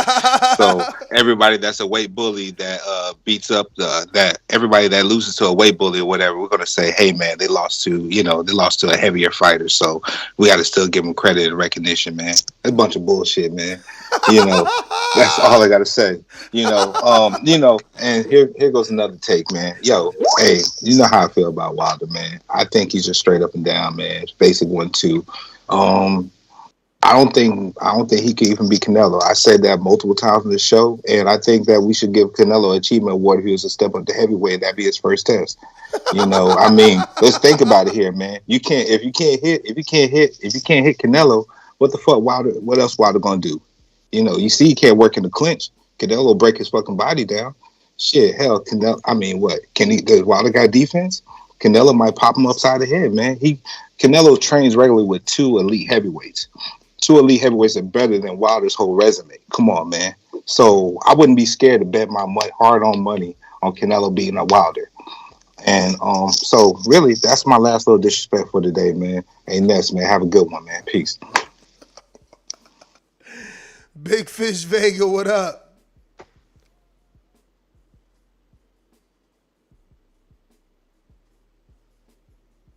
Pecao. Yeah. We hear nothing. Big Fish. Might have to unmute, brother. Nah, it say he unmuted. We just can't hear you. I don't know what's going on. Hello? Hey. You hear me? I hear you. Sorry about that, man. My service is bad. But, man, I'm with LV Slugger, man. All this Wilder hate in the chat, like, they forget about the epic fights he put up with Tyson Fury. His 10 title defenses. Really, numbers show he's the number 1 star here in America, and it's for a reason, man. It's for the entertainment. It's for what he's done in the ring, man. And I hope if Tyson Fury does vacate that belt for whatever reason, I think it'll entice him to come back and put her on White. And my man moved on, man, and Paveka ended up knocking White out. But that 80-20 split is some bullshit. I can't believe they even came to that agreement, especially with what's set with the interim, with that 55-45. That's just craziness, man. I would like to hear what Mauricio would have to say for his reasoning with that. Because last time I checked, I think Dillian Whyte racked in like $5 million for the fight over there in Gibraltar. So, maybe they're talking about his guarantees and whatnot. But, man, that's all I got. All right. Yo, the chat hilarious. Oh, man. God. Anyway, that is all the callers for today. Hey, Majid, what up? What up?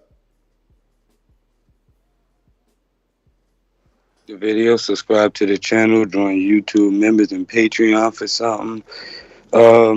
I guess this topic, it can't remind me of nothing, but might not be the same, but I guess Crawford versus Porter, when they was talking about the splits at the beginning, but as soon as that purse bid happened, shit changed, so I don't think everybody should feed into it that much right now.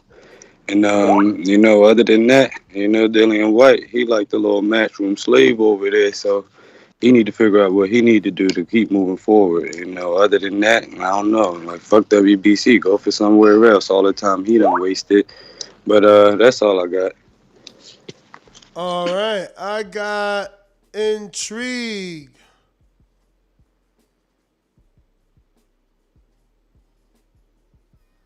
Where I just put that brand new intro for Intrigue. You better not duck me, son. You better not duck me, son. One time. Pete Thurman, since the age of 7, has only had one job in life, and that's boxing. One time. Don't play me, nanosecond. I've been here for way more than a nanosecond. I've been waiting on the phone call. One time. Thurman's not done. For all those who think Thurman's done, I'm not done. SDS Promotions. One time. Intrigue. The Big Fish Killer. Everybody now! Everybody out! Man down, man down. But that man didn't go down. One time. What's good? What's good? One time. What's going on? One time.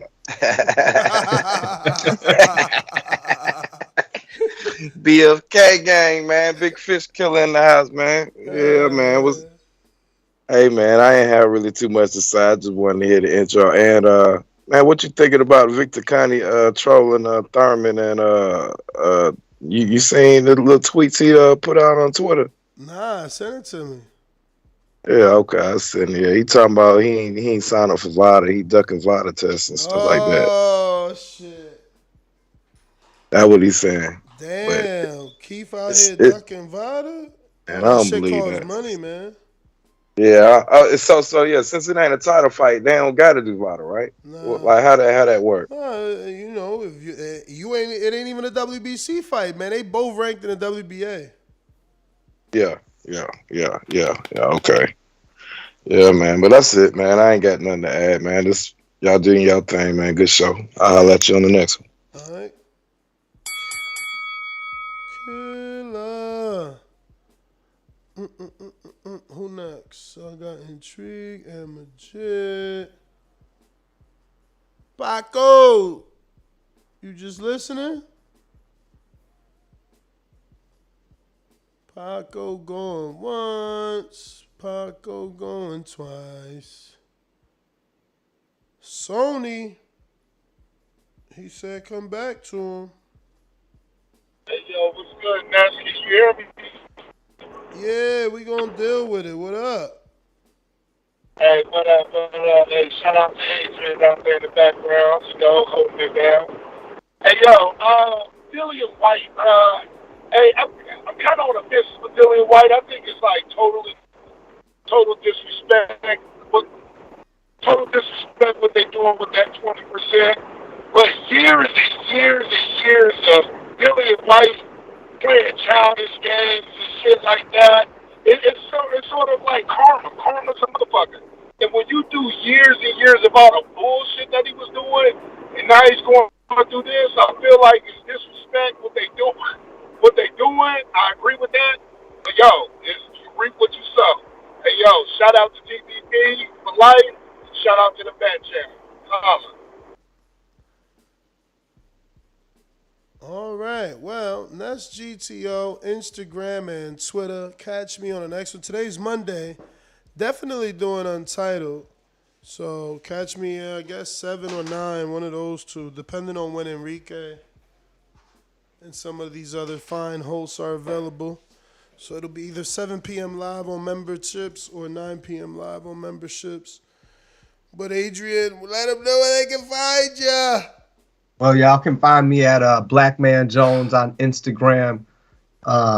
Yeah, Old School Boxing Club. Just shout out to just boxing in general. My man Kevin won state silver gloves this upcoming weekend.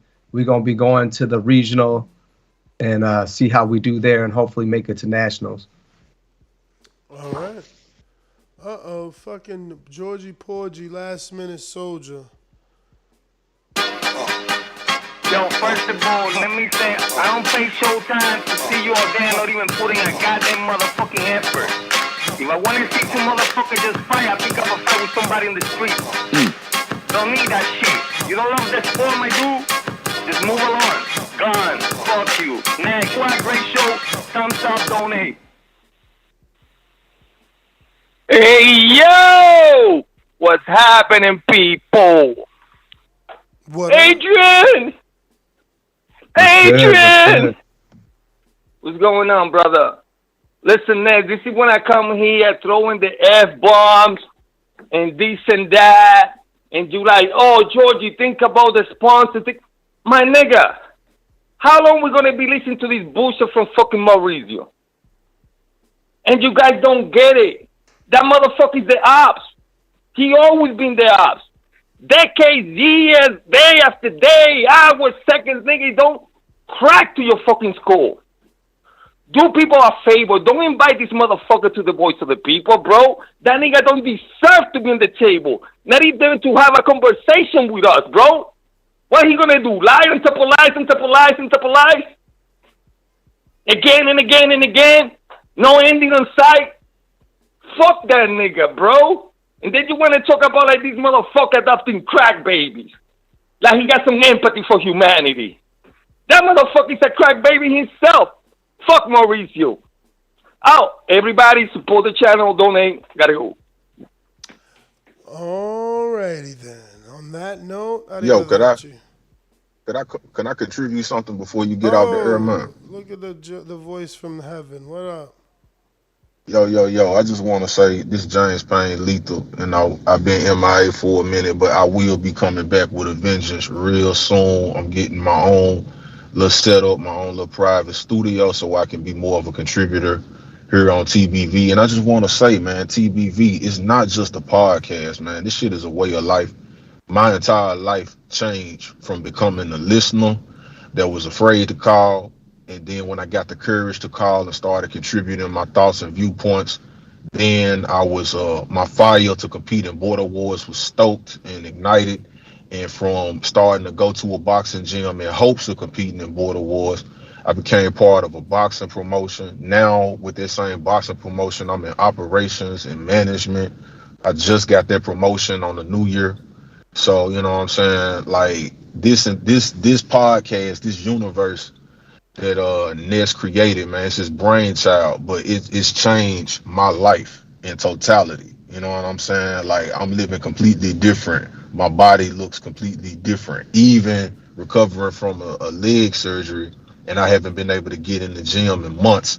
I'm still under 220 with the outline of a pack going on my stomach, you know what I mean? And I can't wait to get back to my boxing training, man.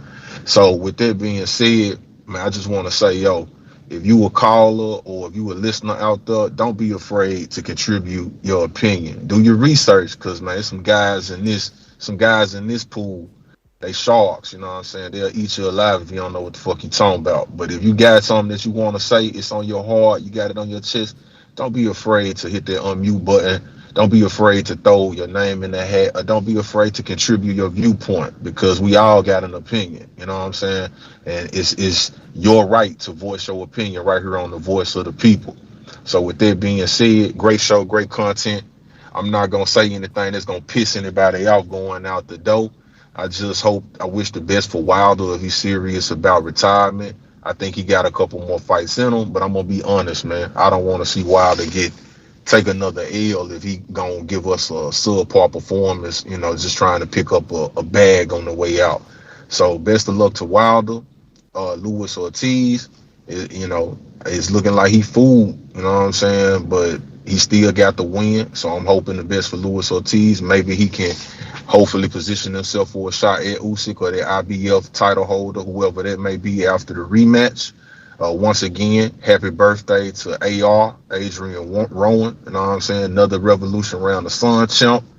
Much congratulations to Ness and the big move that's happening out there to Vegas. The studio looking sweet, and it's only going to get sweeter. You know what I mean? And, man, the TBV community, man, past, present, and future, man. You know what I mean? Y'all the shit. You know what I mean? And James Payne Lethal said that. That's all I got, champ. James is saying, tell Payne, what does Plant do to Charlo? Ask Payne. Well, in my personal opinion, you know, Sweet Hands gonna do a sweet dance and make Charlo look like he's standing in the mud. I mean, I think Charlo, you know, just gonna come forward and try to slug it out with Caleb, but Caleb ain't gonna be standing there. He gonna make him miss. He gonna make him look silly.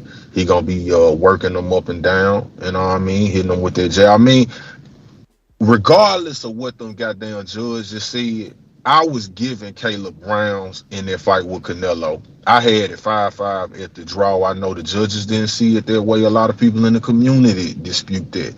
But Caleb was very competitive until the stoppage. He just gassed out. You know, it didn't go his way that night. But he looked very competitive. He looked good. He proved that he deserves to be in there with the upper echelon of competitors. Outside of Derevyanchenko, I still have not seen the level of competition, you know, that would have me to believe that Charlo could pose a serious threat to Canelo. But I mean, he does have punching power, but then when's the last time he's got a stoppage that we're aware of? I mean, I haven't seen any highlight reel knockouts in a minute. You know what I'm saying? So I feel like Caleb would just do his damn thing on Charlo. I don't see a stoppage, but I do see a humiliation and a decision for my guy from Tennessee. So that's my take on that fight. You know what I mean? Well, all right, champ. Until the next one, gotta go.